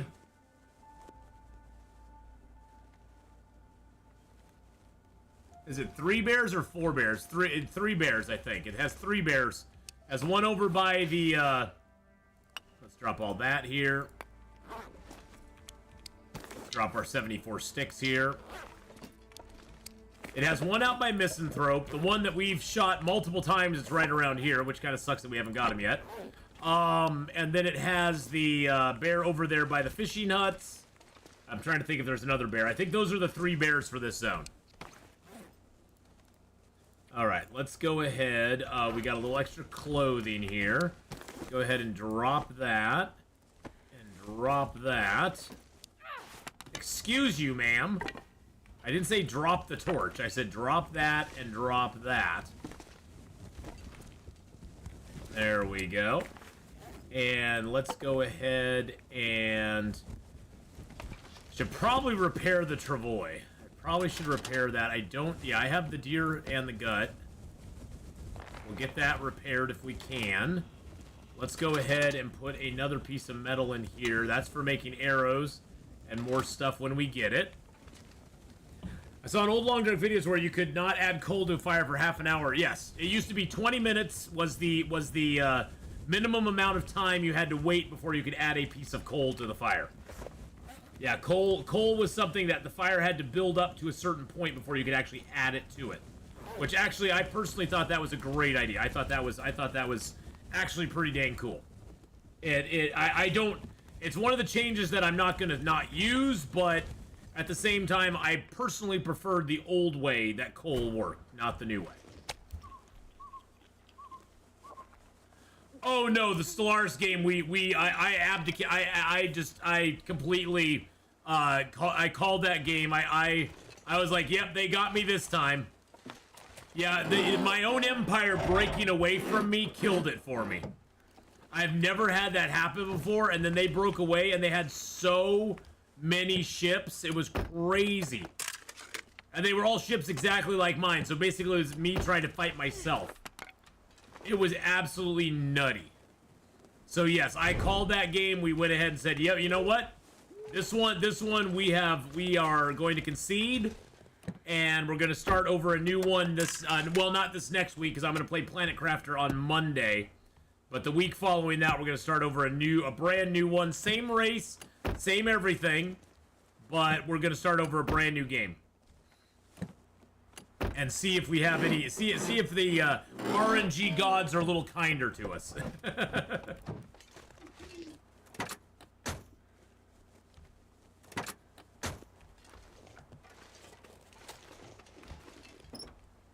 Oh yeah, I was getting totally boned because I had the enemy. I had my neighbor to the northeast. Well, I had two fallen empires right on my doorstep, which sucked. Because it really squashed my ability to expand very much. But then I had my neighbor up to the northeast, who was super aggressive, declared war on me once. We fought him to a standstill, and then I had a secession of my people, where they basically broke away from me and boned me that way. I lost a whole bunch of my planets, a whole bunch of my stuff, and then they, they basically, I tried to bring them back into line, but they just had too much fleet power. There was nothing I could do about it because I was just coming out of another war. And then my neighbor, I was like, okay, well, let's see how it goes. Let's see how I was like, okay, let's see how it goes. Once all the wars were done, I was like, okay, no big deal. And then my neighbor started preparing for war again.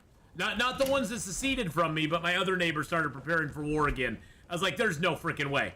At that point, I had like 2,000 fleet power, and they had already built back up to like 10,000. And I was like, yeah, there's no way I can stop them now. They're just going to roll through me, and yeah, I'm pretty much going to be done. So, yeah, and I lost my main credit planet also. That hurt a lot. Losing, oh, there's some matches. Losing that main planet that was giving me all my energy credits was such a big blow that I just couldn't recover from that. Everything was humming along nicely till that happened, but we'll be starting back over, not this next week, but the week following. We'll start back over and do it again. But it was very interesting. It was a fun ride though. I enjoyed. It's funny because I actually enjoyed losing. It's one of those where it's like, yeah, it kind of sucks, but at the same time, it's fun to like have that challenge put upon you. And lose and be like, okay, well, we lost and that sucked, but it was kind of cool that we did lose.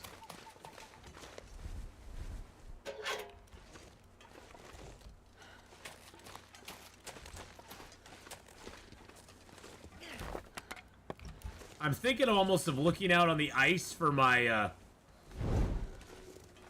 thinking about looking out here for my bear.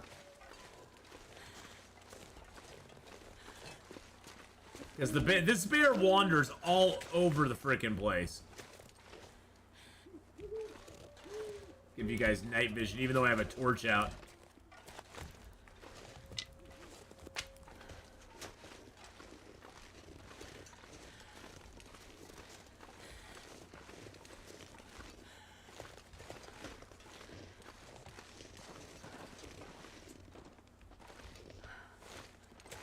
Thinking maybe we could spot him. Let's head up to the plane crash and see if there's anything up there for us.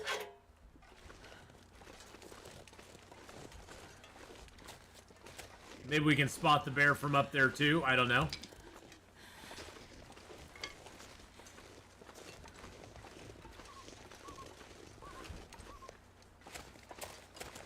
It's so frustrating. Well, that's one hard thing about the endless night mode, is that finding animals that don't die instantly is very tough because there is no. One thing I rely a lot on in my regular gameplay is crows. Because during the daytime in this kind of weather, when it'd be all clear like this, you would hear crows around over the corpses of the animals you killed. Well, there's no crows at night, so that's not going to happen.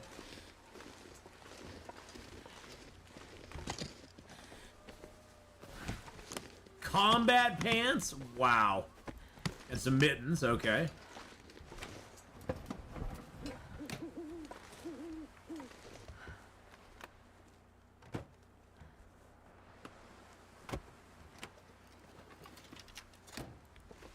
Oh yeah, it's a very big deal. It's a very big deal, Killer Strawberry. You don't realize how much you depend on them until they aren't there anymore. It's like, oh yeah, I don't have any crows. I can't hear anything. I have no audio clues. I mean, this game is very, very, very, very heavy on audio stuff. I mean, the audios on this game are amazing. Is that fire still going up there? No way.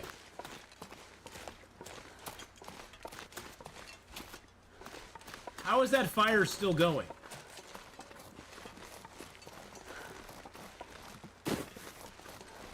This game is very heavy on audio clues, and you don't really realize it until those clues are no longer around.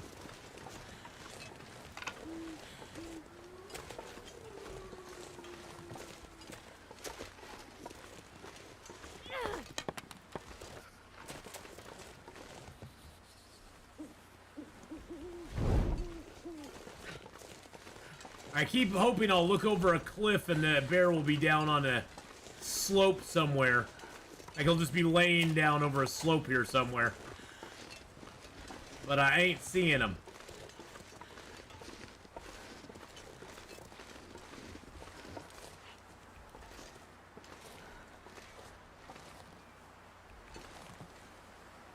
That's a dead wolf. I was like, is that a wolf that's alive or dead down there? Because we left a trail of destruction here.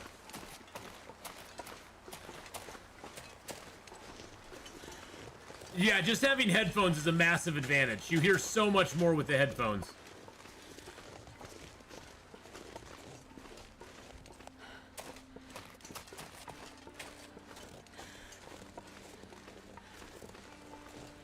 I can't believe our little fire's still going up here.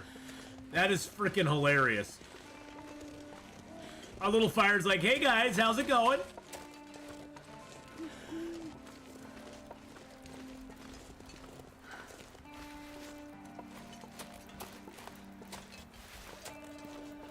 So leaving the meat outside makes it last longer. So leaving... Wow, it's got 12 minutes left on it. Yes, leaving the meat outside makes it last longer as far as condition goes.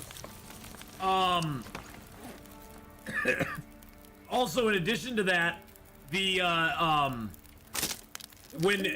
main reason you want to do that nacho sandwich is if you want to carry around meat with you, meat that smells draws animals. Meat that is more rotten draws animals quicker towards you than meat that is not rotten, if that makes any sense. Yes, very excited. We actually took about 20 minutes at the beginning of the stream, Yumiko, and we went over the entire journal, checked it all out, we kind of read through it, gave our opinions on it. It looks really good. I'm very pleased with it. Very, very pleased. So that's one of the main reasons you want to leave it out there, is so that it doesn't smell as much. Spartacus with a 5-5.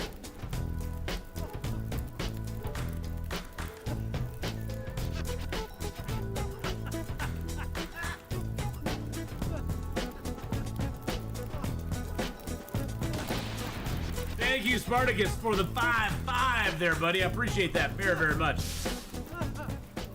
So yeah, if you want to check out more about the dev journal, just resubscribed for had to match my username. Nice. My time goes by so fast. It does go by so fast. Speaking of headphones, I ordered the Cloud 9 that you recommended. I'm really happy with the results. Nice, Ari. I'm glad you like them. I love mine.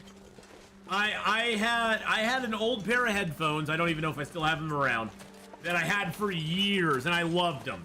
Unfortunately, they were discontinued. I couldn't buy them any longer. I really, really liked them though, because they fit all the way over my ears. They were comfortable. They gave me good sound quality. And so when they died, because eventually the cord got to the point where like one earphone was like cutting out all the time, and so I had to replace them. I held off as long as I could, but I had to replace them, and it took me about a month to find these headphones that I have now, and I'm very happy with them. The main thing for me is they have to fit over my ear. I do not like headphones that squish the ear. That just for me is just like a non-negotiable.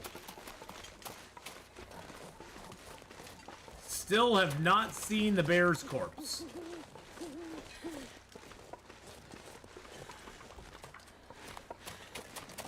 I'm gonna go down this path here because we haven't technically been down this path yet.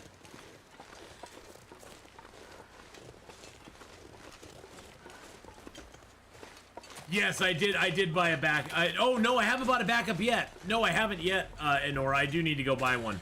I keep forgetting to do that. Hey, Mr. Bear! We found him! We found him, boys and girls. We ran across him finally. Hallelujah. Let's go get some firewood and go cook him up. Yes, we found the bear. We know where he is. Woo! Let's go! And he's not too far away from home either, which is nice. Which is very nice.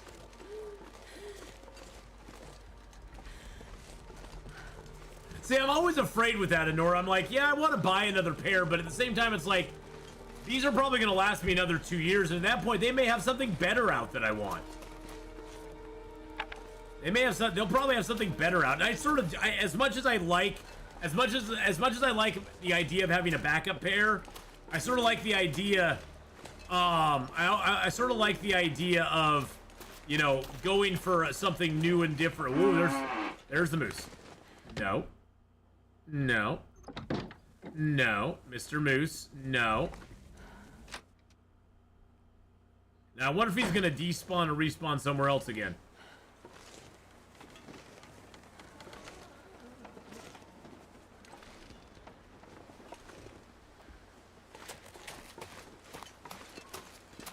Yeah, the moose is moving around in a weird way, boys and girls.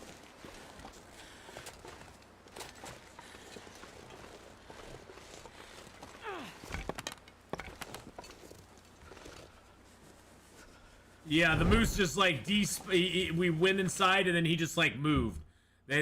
Something's messed up with that because they aren't supposed to do that. But something's messed up with it like that. That's okay though. That's all right.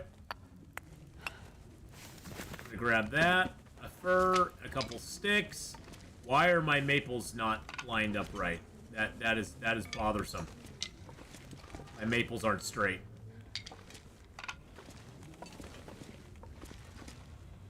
There we go. Perfect. All right. I do need to fix my travois. And we're gonna need light to do that. So let's go ahead and start a fire real quick. Cassadar! Hello, hello! So they announced the new follow-up pair last week. Ooh, okay. So Enora, is that a new version of the headphones that I currently have then? And by the way, could you give Cass a shout out? Because she's awesome and amazing. A new version of them, okay. And hi, Cass. Everybody go over and give Cassadar Goes Roar a follow, please. Go give her some love. So even though it's in Simlish, I'm worried that the melody is going to get flagged. Remember, the over-under on F-bombs is 2. I know when I did this. I'm going to take the under. Remember when they had that concert with those 3 stars? And you got like shirts and stuff or whatever? It was like a little concert. They had 3 different celebrities. Yes, I won. Okay. We always play the F-bomb over-under with Cassadar's clips, so. Love you, Cass. Cassadar's like, gosh dang it, stop it. Hey, we have to do it. It makes it fun. Okay, I'm gonna get some sleep. Actually, you know what? Let's go grab some food real quick. And then I'll get some sleep. Always under on the Sims.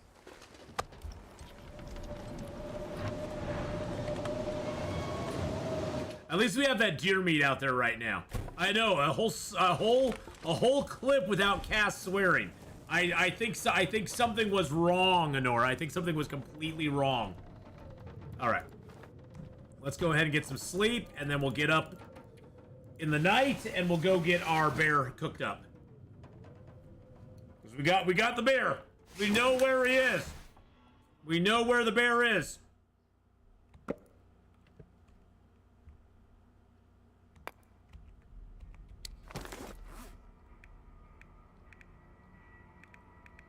We got our travois back to 100%. Let's sharpen that up real quick. In my old age, I swear less. I think, Cass, it's more of a stress response thing. When you're either scared or angry or, you know, excited, that's when it drops. I mean, at least that's when it is for me. When something happens that's stressful for me, that's when I get a little get a little sweary on it, you know. Nigel, where? He's over right over here. He's yeah, we're gonna drop that. We're gonna drop those. We're gonna get our bow out just in case the moose is over here. There he is right there.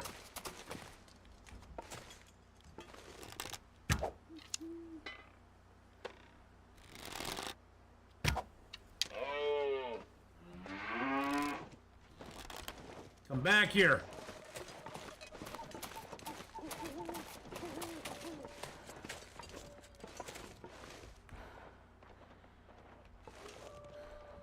I don't know where my other arrow went to. Oh, I hit the car.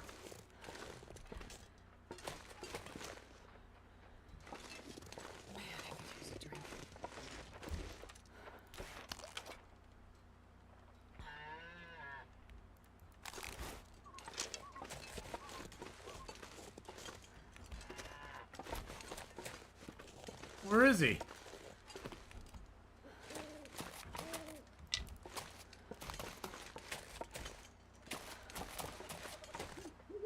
Oh, there he is. I think he's right up there.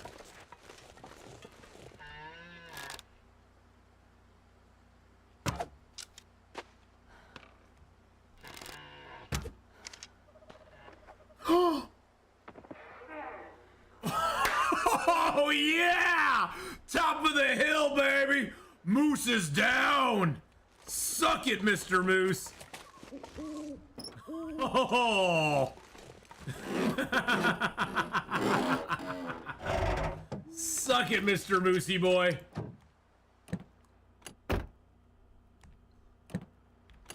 The first shot wasn't the best, but we got him with the second shot, so that worked out okay. Now we got moose and bear. The moose in this place seems to be a one-off. The moose in this place right here. This is where the moose always spawns on this map. He only spawns in this area. So where'd my first arrow go? I think my first arrow was short. Yeah, my first arrow was short. The second arrow cleared it. There we go. Hello, Mr. Moose. How you doing, buddy? Woo! How to tell you have a lot of hours in this? Yes. Well, Chris. The more that's the thing I've always told people is shooting the bow and arrow in this game is like 10% luck, and it is like 90% skill. Like 90% of it is just shooting the bow 1,000 times, 10,000 times. It's just about doing it over and over and over and over again until you get it right.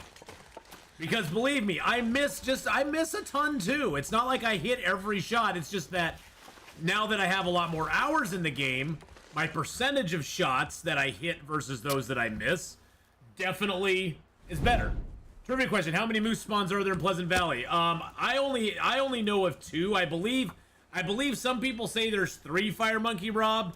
But for me, I've only found the moose ever at 2, at the Pensive Pond or the Birch Forest. Those are the 2 places that I've always found my personal moose.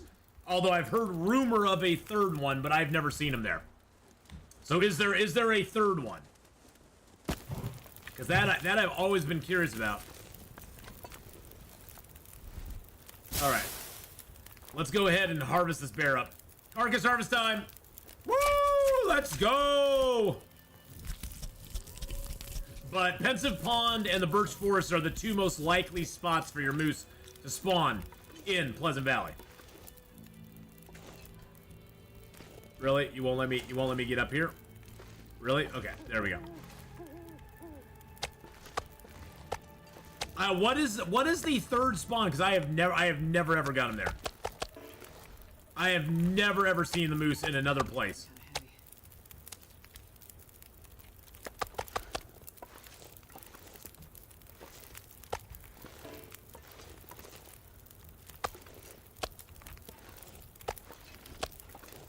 Because for me, he's always been up at one of the first two that I just mentioned. Like I said, I've heard rumor of a third, but I've never ever seen him at a third. That was a big effing bear.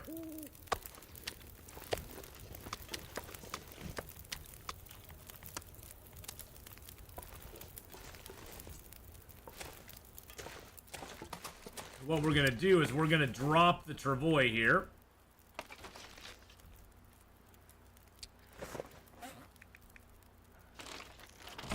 Deploy that. The small pond near the church. Oh, over there by Thompson's Crossing. Yeah, I have never ever seen him by Thompson's Crossing.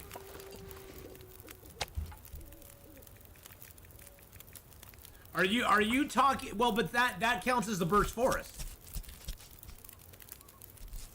Are you talking about the pond that has the cattails over there? That's just, I don't know. There's the church, and then if you walk across that big field, there's the pond, and then you get to the birch forest. Are you talking about that? Because I count that as the birch forest moose myself. So maybe we're talking potatoes.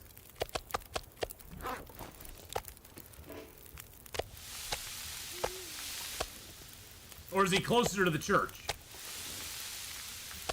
Because there is one that spawns in the birch forest. The birch forest moose, as far as I know, his range goes pretty far there. He goes all the way into the birch forest and then out to the river and the pond, and that pond that has like the broken tree and a whole bunch of cattails and a couple rabbits. I sort of count that moose as the same exact moose.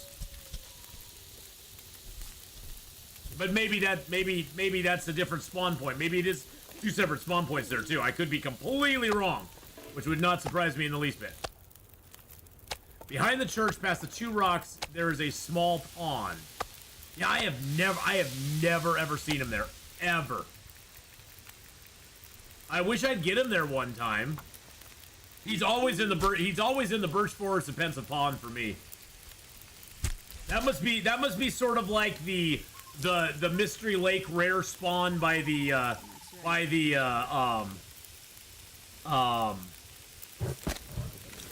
trapper's cabin, where he can be there, but good luck finding him there.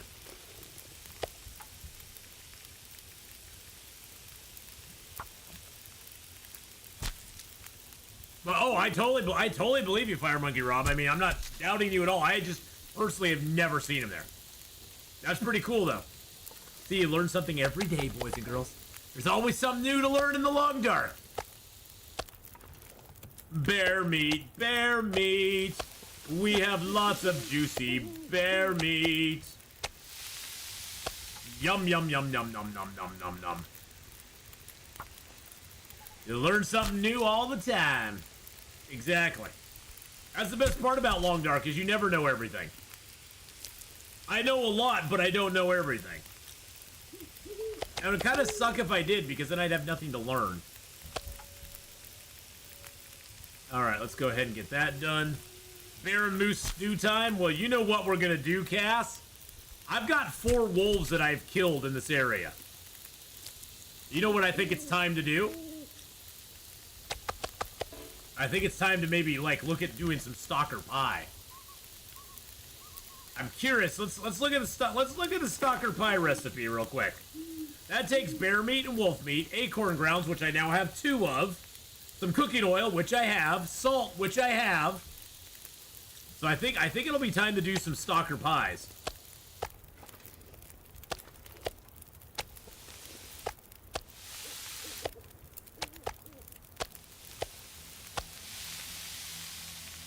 How much does the bear weigh? Bears are variable weight. This bear had a lot of weight. This bear actually had a lot on him. This bear was a very big bear. Jimmy, welcome back, buddy. How's the sauna?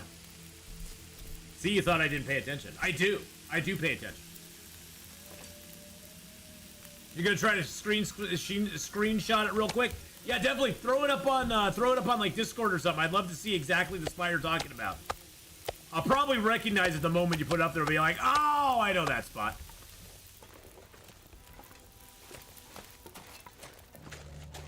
Dun dun dun dun. Dun dun dun dun. Drop any of this gear.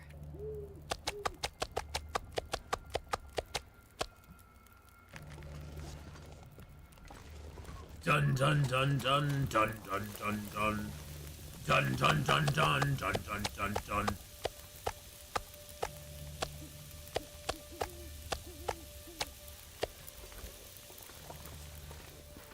Let me guess, Moose, 42 kilos. I haven't looked at him yet. So if you're not going to harvest something right away, you don't want to look at it right away, because if you look at it, then it'll start decaying quicker than it usually would. So in here right now, so this bear was 35, 36. He was like 37 kilos. That's actually a pretty good sized bear. That was a pretty good sized bear right there for us.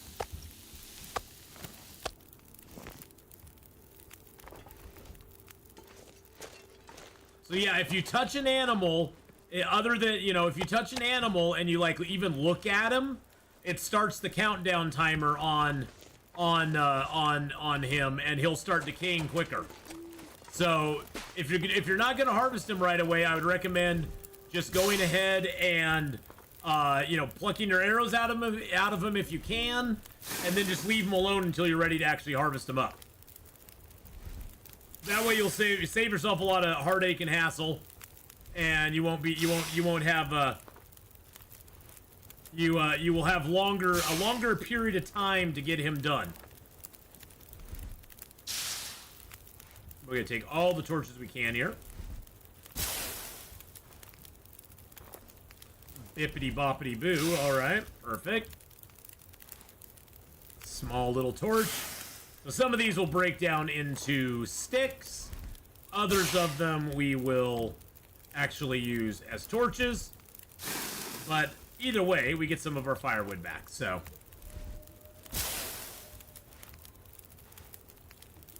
Why am I burning the torches? Well, I'm not gonna burn torches. I'm just picking torches out of the fire. Just to get my sticks back. Because I overbuilt the fire a lot. We're gonna use that. Actually, we're going to use our best torch we got, which is this one here. Light it. There we go. Now, you cannot carry a lit torch with a travois. So I'm gonna throw the torch ahead of us.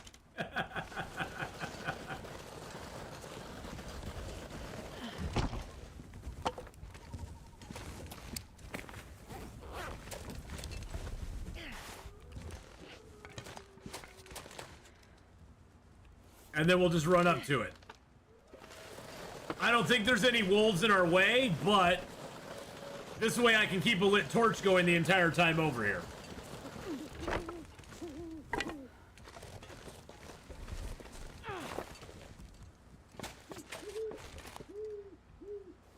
It's kind of annoying, but that's just the way the game is.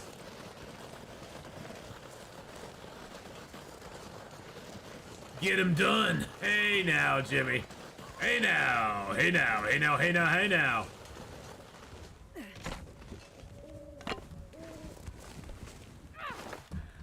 Hey, thank you so much for the resub there. Oh, thank you for so much for the 3-month resub with the Twitch Prime, my friend. I appreciate that very much.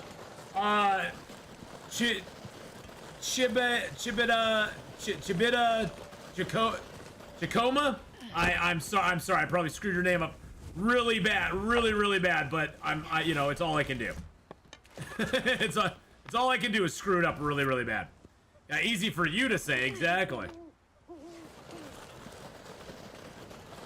Hey, look, our torch landed right by our moose. I don't have the fuel to do a moose right now, though. But Chibi, welcome back, my friend. Oh, Mr. Moose, I love you, but we can't do anything with you right now. We have to get down here first with our bear stuff. I don't know. Can I go over this hill? I can. Okay.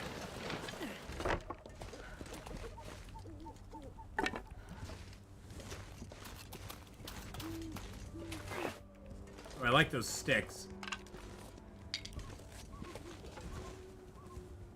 Oh no, is my torch caught underneath the branch? Son of a biscuit.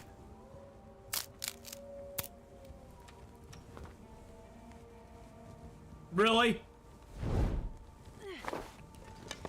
You're gonna play me that way, game, huh? Okay, fine.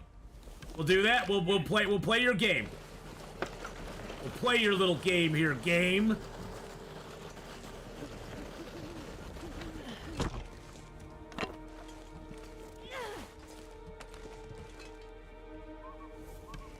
Just working and lurking? Nice. Well, you're welcome to lurk and work and lurk all you want. Lurk at work and lurk and work. I don't know. Either way, you're welcome. You're welcome to do it as long as you want to, my friend. It's always good to have you here. All right, let's get moving on to that flame. We got a whole bear behind us. Now, the nice thing about the travois is it does not appear that anything you put in the travois smells. So by having your meat and stuff in the travois, you're not bringing attention to yourself like you would if it was, say, out in the open.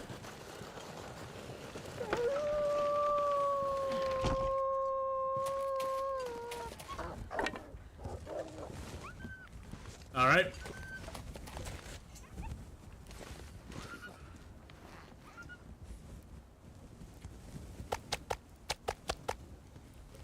He did not like us, for whatever reason.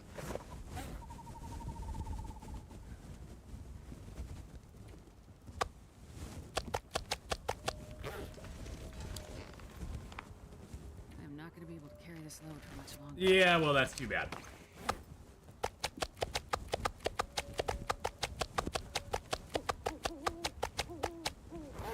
All right, let's go inside and drop off the bear stuff. All right, we got the hide here. Woo! Jimmy with the 7-month resub. Thank you, Jimmy, for that 7 months there. A lurk and twerk? Wait a second. Thank you, Jimmy, for that 7 months, man. I appreciate that very, very much, buddy. Hope you have had a wonderful day. I'm glad to have you back, my man. Nice to have you back, buddy. Subscribed for 7 months. Love you, Arthur. Tay hi, please. Love you too, my friend.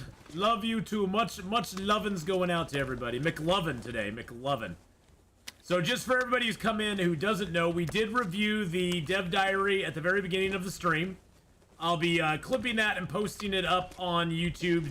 I mean, it wasn't like, I didn't have like really deep thoughts on it, but I know people probably want to just, watch me talk about that for a minute. And so we'll post that up on YouTube later on. But I will be off tomorrow as well as Sunday. This weekend is kind of a memorial weekend for my uncle who passed away about 3 weeks ago. We got a funeral tomorrow. We got some family stuff going on Sunday. So I'll be off tomorrow and Sunday, but I will be back on Monday to do more stuff, to have more fun. So sorry, it's going to be a couple of days that I'll be off, but family stuff, it happens. But all right, let's go out here. You know what? I'd really like to get all these pallets. It is not bad weather out here right now. Oh, that's okay. My uncle was 90. I want to say 92. For the last couple of years, he's been really fighting the dementia. He had dementia really bad, and so in a way, him passing is kind of a blessing because he really hasn't even known anybody for the last couple of years. And as much as we loved him, it's like, well, time has come. So, Let's see, we got 2 hours, 36 minutes. Wow, 2 hours, 36 minutes.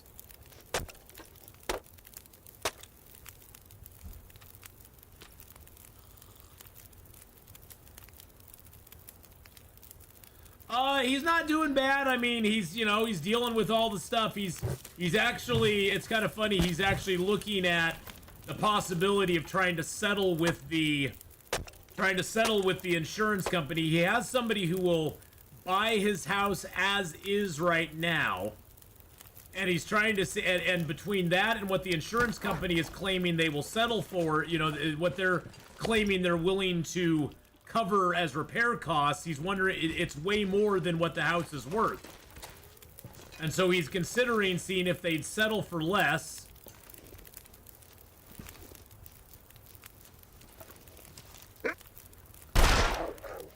And then see if he could just get out of it. So you know, he's trying to, he's exploring his options, let's put it that way. He still, of course, has to come up with the, you know, the deductible and everything, and so everybody's helped out with the GoFundMe. Again, thank you so much, everybody. But yeah, he's looking at taking some other options as well, just to make it well, yeah, he owes I think like 120 on his house, something like that at this point, and it would give him a very nice sizable down payment on a new place if they'd be willing to do it. Now he doesn't even know if they'd be willing to do it. So that's the other thing, is they may not be willing to settle. I can barely walk with this much gear. So he's looking at all of his options right now. Then that may never happen too.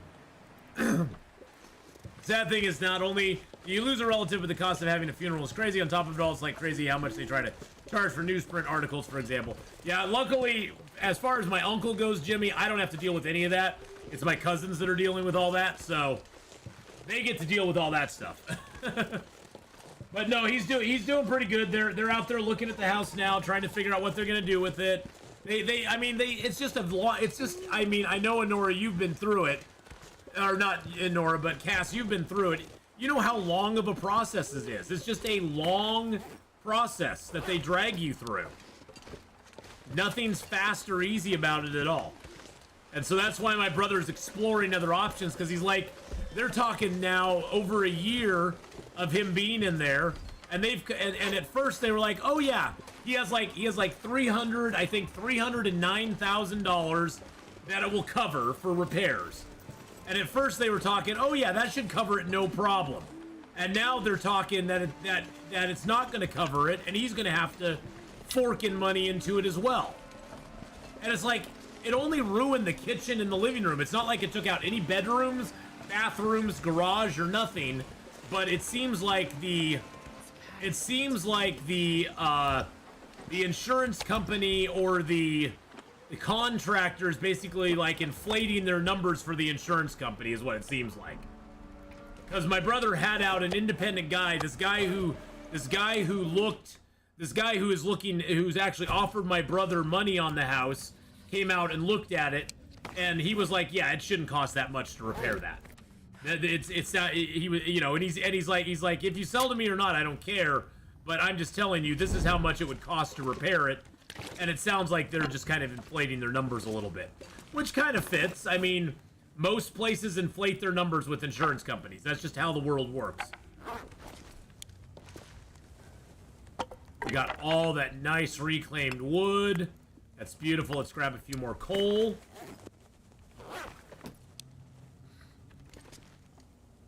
And so, yeah, he's kind of looking at some other options right now, just because he wants to, you know, it's not that he's not going to get it repaired. He just doesn't want that to be his only option. He wants to be like, well, what other options do I have? What else can I have done?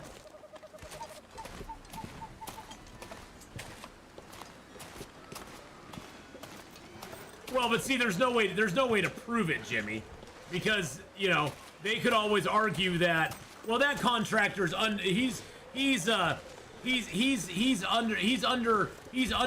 selling it because he wants to buy the property from him. It's always a mess. Insurance companies are always a pain in the ass, period, to deal with. But that's why my brother's looking at all of his options and just figuring out what he can do. I mean, which I think is smart of him to do. He's not just like going, okay, whatever you want, you know. I wonder if I can build the fire here instead of right by the moose. If I could build it here where it's a little bit sheltered, and then we can jump over there. Yeah, 300K just sounds totally... Well, see, and that's the thing is my brother's looking at it as, you know, his house, if it was in perfect condition, would be worth about 500K on the market right now.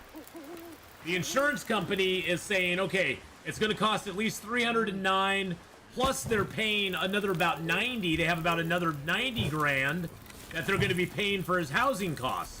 So that's like 390. And this guy is willing to buy his house as is today for a little over 200 grand.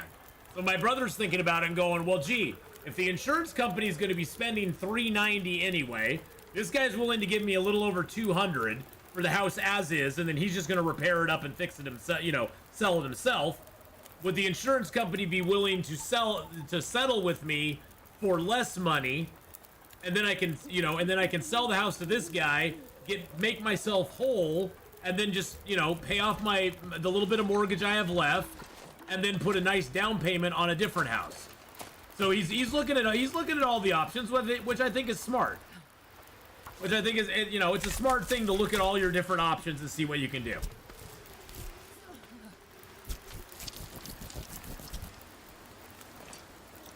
Hello, Mr. Moosey. Well, I'm glad I built the fire down there because it seems like the wind up here is a little bit on the high side.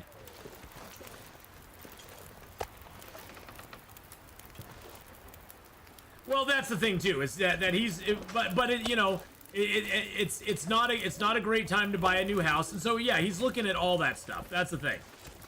He's looking at all of that stuff.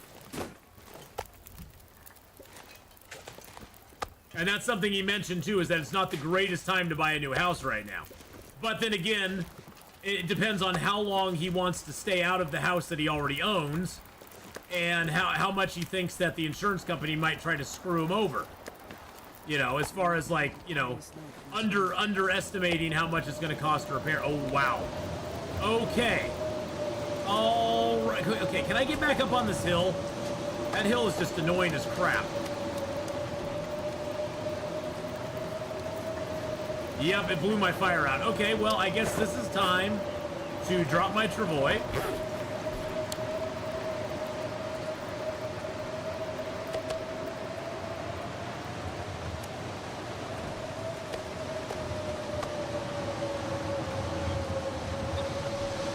Wow! Wow!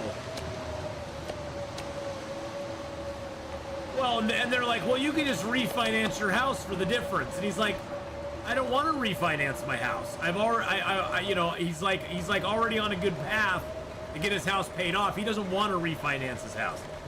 Plus, the thing is that I didn't know this, but him and his new wife were already talking about looking at getting a new house anyway, because she doesn't really feel like it's their house. She feels like it's his house that she's living in.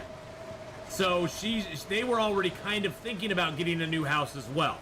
And so that's another reason he's kind of looking at the option of maybe doing the settlement and selling it, paying off his previous mortgage, putting a big down payment on a new place. So, you know, they're looking at their options, which is good. It's a lot more complicated than I thought it was going to be, that's for sure.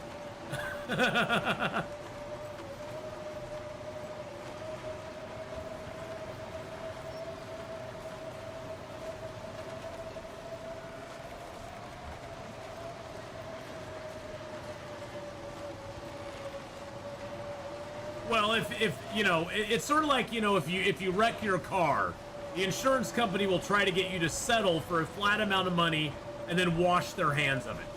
You know, they'll be like, well, will you settle for $10,000? And you go, yes, and they wash their hands of doing anything more on it. So, you know, that's sort of what he's thinking, is that maybe they'd just be willing to settle for, say, you know, just theoretically, they'd be willing to settle for 275 grand period and be done with it. So. Well, yeah, they can't force you to do anything. And he's working with an independent company, too. He's where the contractor he's working with is not hired by the insurance company. So, in that instance, he's got it pretty good there. They're just saying that it may be there's more structural damage to the roof beams than they initially thought.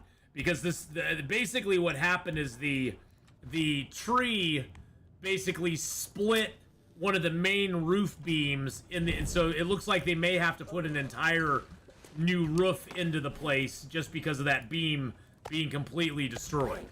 So there's other factors that are going into it as well. So all right, let's go get that meat. Oh, my fire's gonna go out now.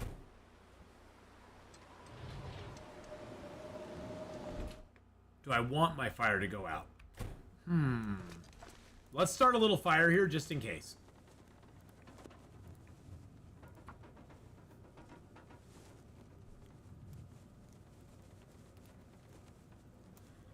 Oh yeah, and that's the thing. He's actually looking at other contractors too. He's gonna get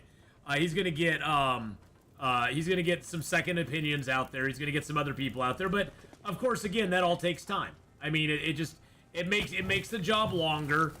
And you know, it's just something where at this point he's looking at all of his options. He's not discounting anything at this point, and you know, that's the thing. He's gonna be looking at everything. I can't carry this any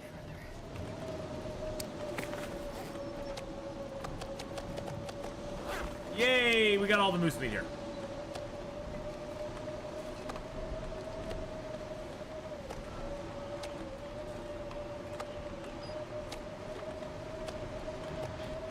Well, they put some temporary stuff in there. Luckily, we're going into summer, which is very nice. The weather's not going to be bad, so we're going into summertime, which is super awesome.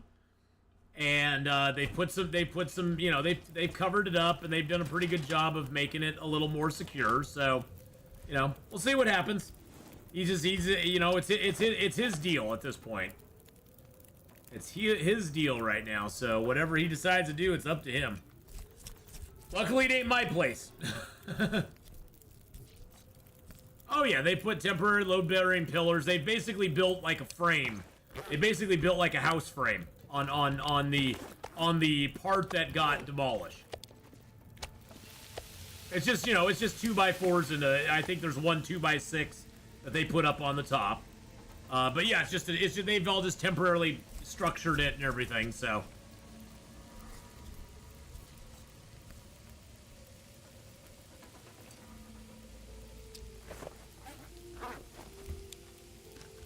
Yum yum.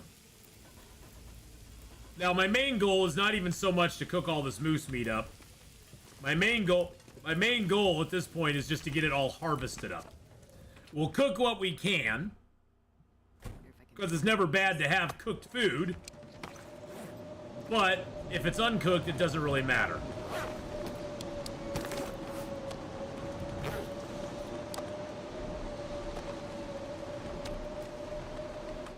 There we go. Oh, it's a long time walking over here. Oh god. 30 minutes on that. Excellent.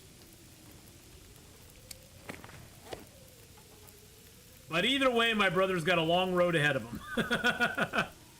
But that's one thing that we're very sure of. He's got a long road ahead of him, no matter what he does. It's not like it's going to be fixed next week for sure.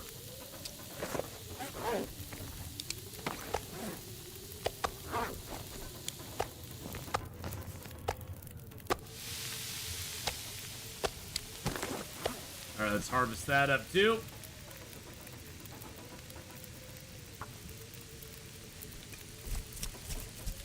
But, you know, my brother's got a good support around him with me and my mom and the other family we have, so. And all of you as well. Thank you again so much, everybody, for who's participated and helped out with the GoFundMe. I appreciate that very much. It's helped out so much. just to get those insurance deductibles covered has helped out so much.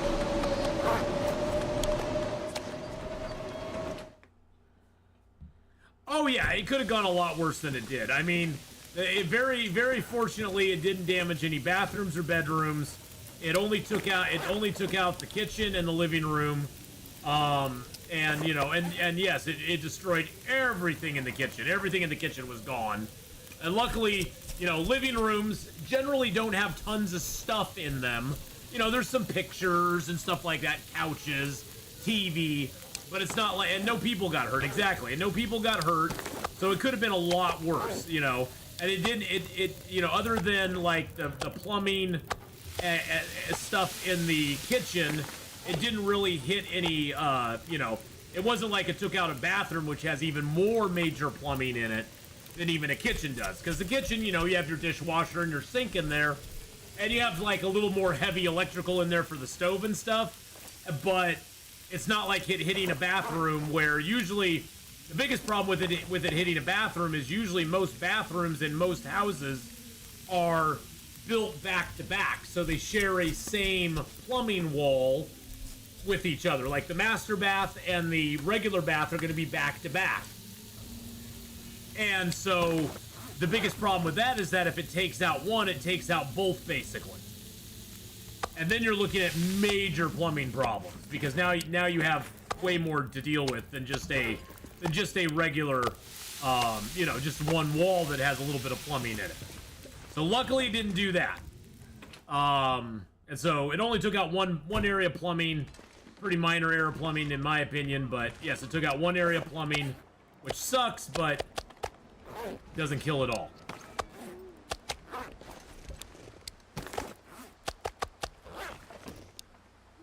not sure I can carry much more.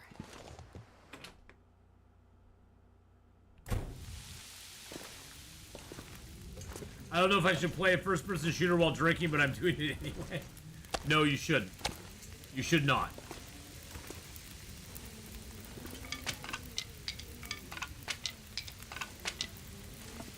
Let's add some fuel to the fire here.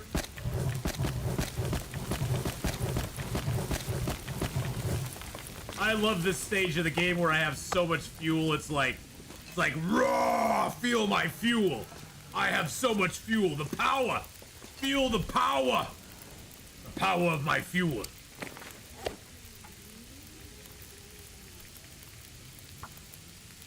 So yeah, the house is, you know, it needs a lot of work, but you know what you gonna do. Cass, you know all too well about the house needing lots of work, so 10 minutes till ready. Okay, let's get that ready. And then I'm going to drop a piece on there, and then I'm also going to drop my pot on there. And get a little bit of water going in that. There we go. Gonna eat up a little bit of that nice yummy moose meat. And then let's carve up another piece here. There we go.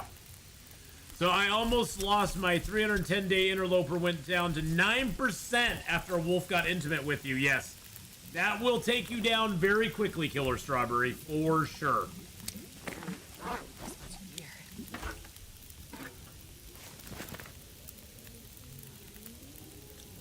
I'm just gonna get that done. Drop another piece. Like I said, cooking this is not that important. At this point, I'm wanting to get water as well. So we're gonna put a little more water in there, and we're gonna carve up this last bag. This is our last one, which is really super nice. Yeah, let's go. Now we've got a full bear and a full moose here. We're pretty good. We're pretty good.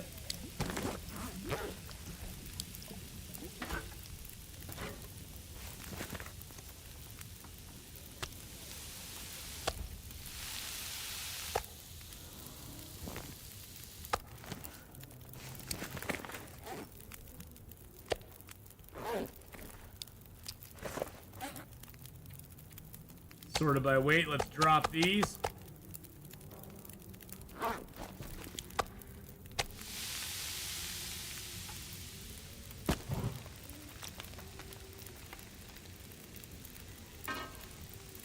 All right, let's go ahead and cook the small ones. There we go.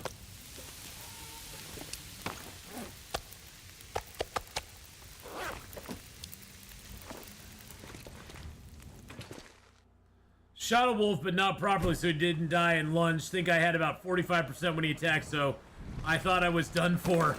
Oh, man, you got so lucky. Well, good job sticking through it no matter what.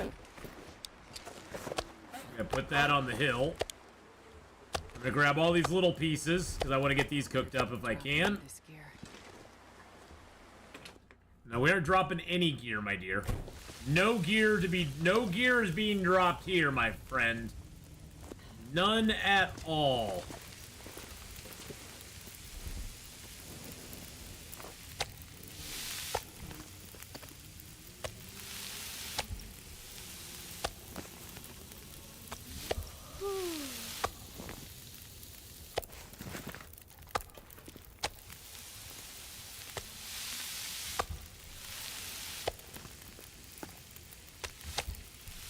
Alright, we're gonna get some meat cooked. Let's prepare that acorn up as well. Now here's a trick you can do with the acorns. So you see this acorn we got? We can eat that down to a little bitty bite. And then with that little bitty bite, we can take it and smash it into acorn grounds. Yeah, we shouldn't be able to do that. I know. It's a little on the cheaty side. But it's so much fun.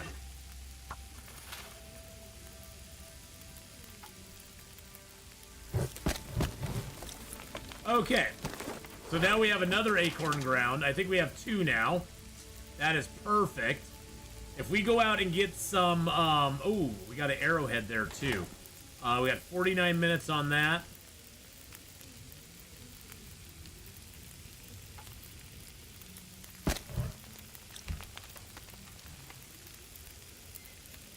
Here we go. Here's what we're gonna do. We're gonna go out here, grab our toolkit, get an arrow shaft,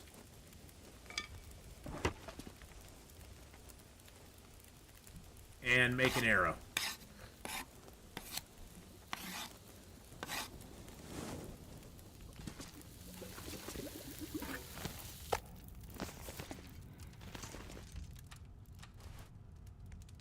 All right.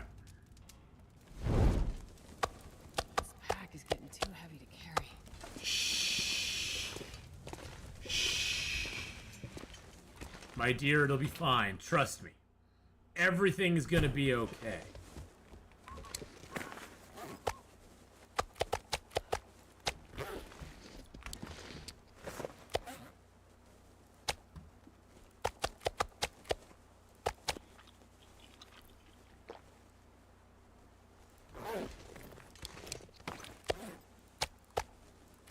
Perfect. All right. Now, there's one last thing I want to do. We have semi-warm temperatures out here. I sort of want to do it right now.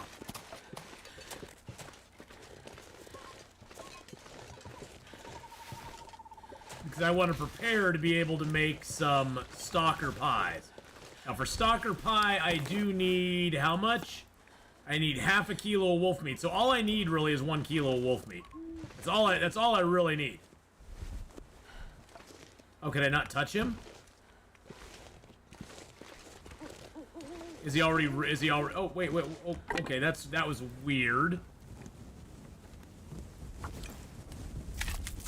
That was weird.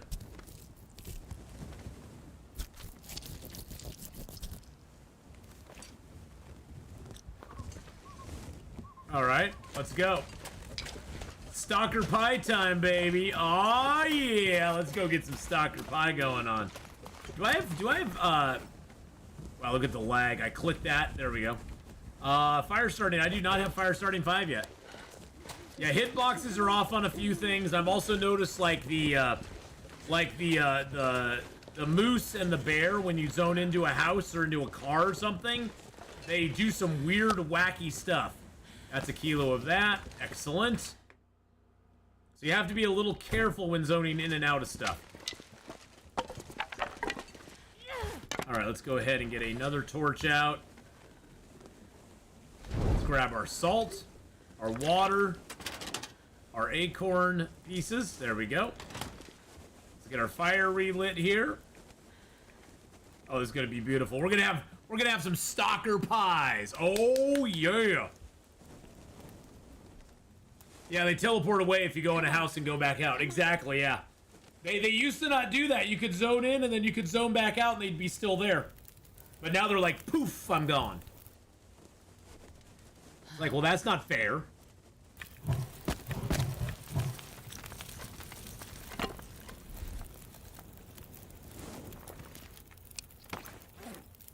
Alright, so, oh, actually, let's drop that.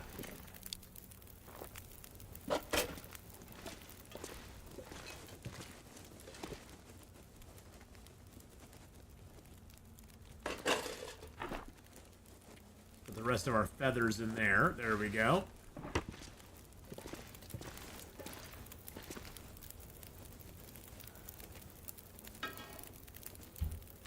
Put a can down on the other one. We'll get some water going in there. And then we should have what we need.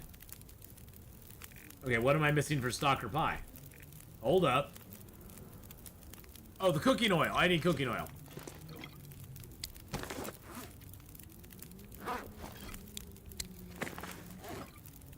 I'll drop the full one. We'll leave the full one here. There we go.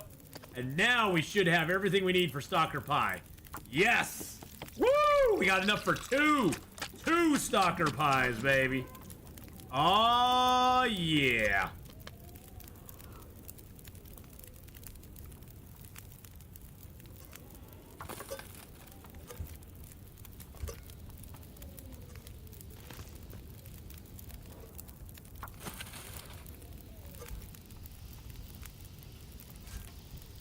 There's a big old stalker pie. 2,000 juicy calories for us. And you know what? We have enough to make another stalker pie.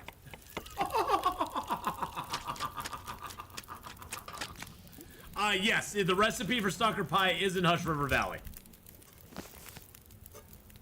And now what stalker pie does for you is it gives you increased max stamina. It gives you the resting benefit. It's like a half a herbal tea. It gives you reduced cabin fever, and it also reduces your max carry weight. Yes, I am a happy chef, Sagicorn. I'm like, yeah, I got my stalker pies, baby. Oh, yeah. So it has many good benefits, and it has 2,000 freaking calories in it. Now, the downside of stalker pie is that it is a meat product, so if you carry it, you will smell. Just like a rabbit pie, just like anything else. If you carry it, you smell. So you have to be kind of careful, because you will have a little stink on you. You know, I usually don't have a problem with cabin fever, so I don't really notice a killer strawberry.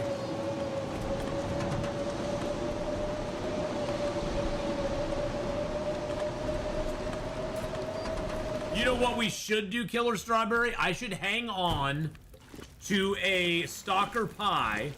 And see, I don't know if it gets rid of a cabin fever like risk, or if it actually helps you combat full-blown cabin fever. See, I think it has something to do with the risk myself, but I'm not 100% sure. So it'd be an interesting experiment to run and see if it actually helps you with the risk, or if it helps you with the actual cabin fever once you have it. Because I'm not 100% sure. Alright, we have a crap ton of water on us now, which is good. That's my nickname, crap ton of water.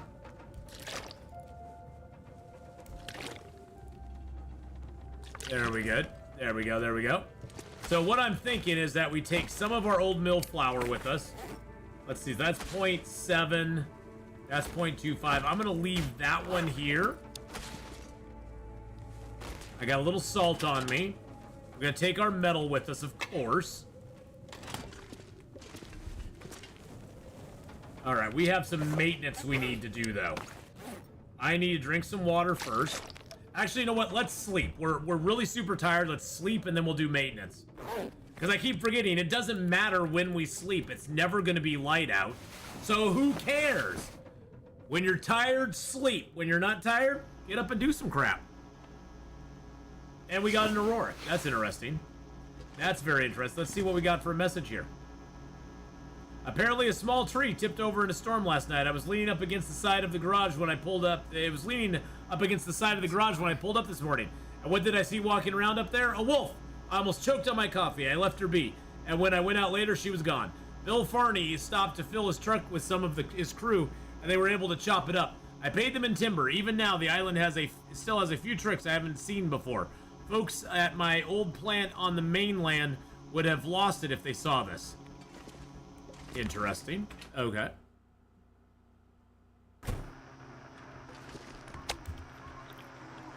It is good for craft. Yes, that stalker pie would be good for crafting and forging inside for sure.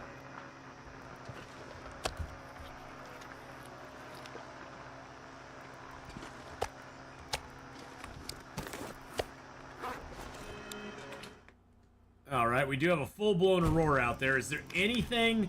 You know what? Let's look at clothing we can repair.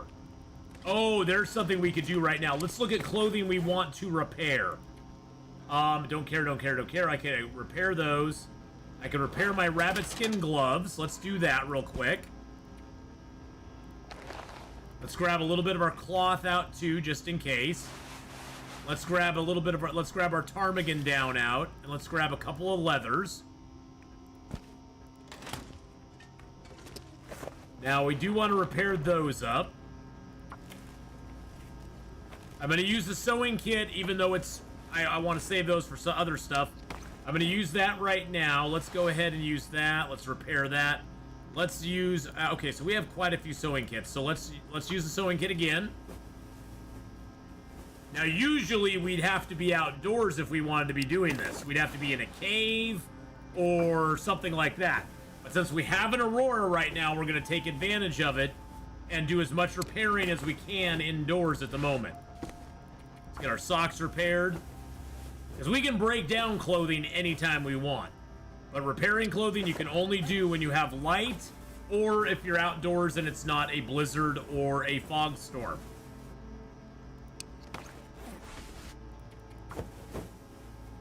So this makes it... Oh, shoot. There we go. And then we lost it. Okay.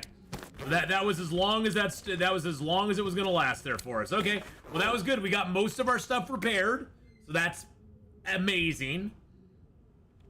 We're back up to 29-degree warmth bonus, which is great.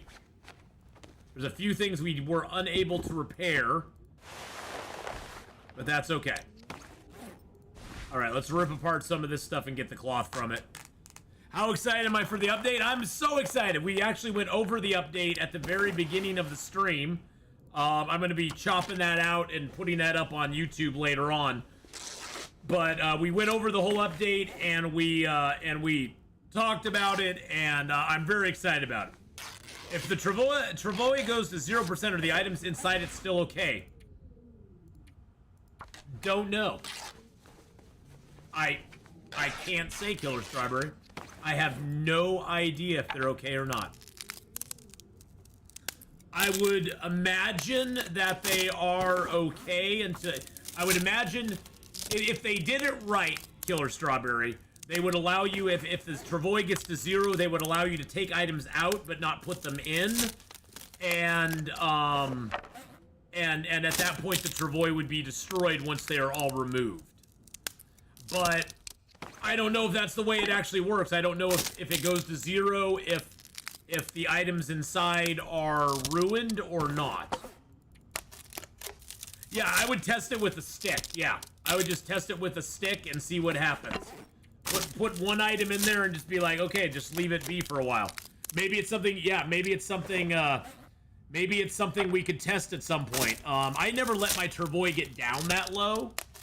I always repair mine as I go because it takes so much to repair to make the Travois as far as maples and stuff that I just repair it up. All it is a deer skin and a gut, and you can repair it from like 60% all the way to 100. So it's like I don't really pay too much attention to it in low condition because I never let it get that low. Mine was at 61, got it back to 100%. Now, one thing you want to do to increase your odds of repairing your travois is you got to remember your travois it works on the same repair difficulty that repairing hacksaws, repairing toolboxes, repairing heavy hammers works on. There is actually I wouldn't call it a hidden skill, but there is a hidden repair skill. We'll just call it that for lack of better words. There's a hidden repair skill that you level up when you repair your hacksaw, your heavy hammer, your tool kit, you can also repair up your pots and pans. You can repair up your can opener, those kind of items. And that repair skill is directly related to the repair skill to do the travois as well. And so to do that repair skill, like right now my repair skill's at 78. I have a 78% chance of repairing. When you're just starting out, I think it starts at like 50%. So you want to repair up a bunch of your stuff before you try the travois, because if you fail a repair, just like if you fail to repair a piece of clothing, you lose the items that you were trying to repair it with. So if you're trying to repair your travois and you fail, you lose the hide and the gut, which is a punch to the gut. So that kind of sucks. So definitely try to repair, do some small repairs. Repair your hacksaw, repair your can opener, repair your heavy hammer, repair your tool kits, because that will, each time you do it successfully, it raises, it's like the sharpening skill. It raises up your ability level, and it makes it so you have a easier time repairing your items.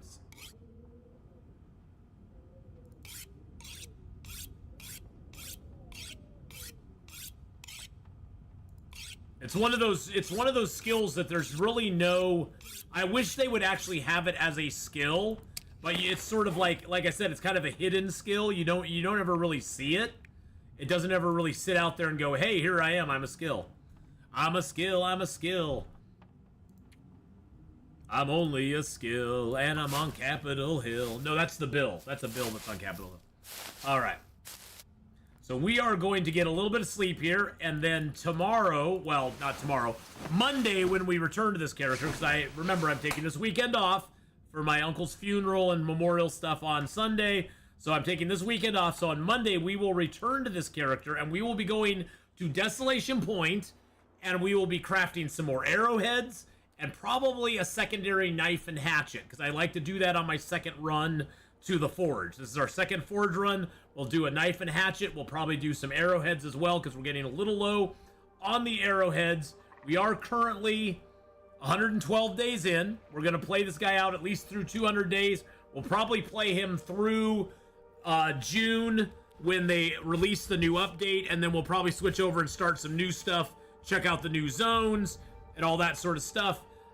For those of you on YouTube, I will be back in 2 or 3 minutes. I'm going to take a short potty break, go get a drink and a little snack, and then I'll be back and we'll be playing 7 Days to Die. We're going to be on our 4th Horde night. We're on day 28 as we start. So we'll be on our 4th Horde night tonight, and then we'll be going out past that back into New York City, because we are playing with the New York City mod in 7 Days to Die. So those of you on YouTube, I will see you shortly. Those of you here on Twitch will continue to go. And thank you again, YouTubers, for coming by and hanging out.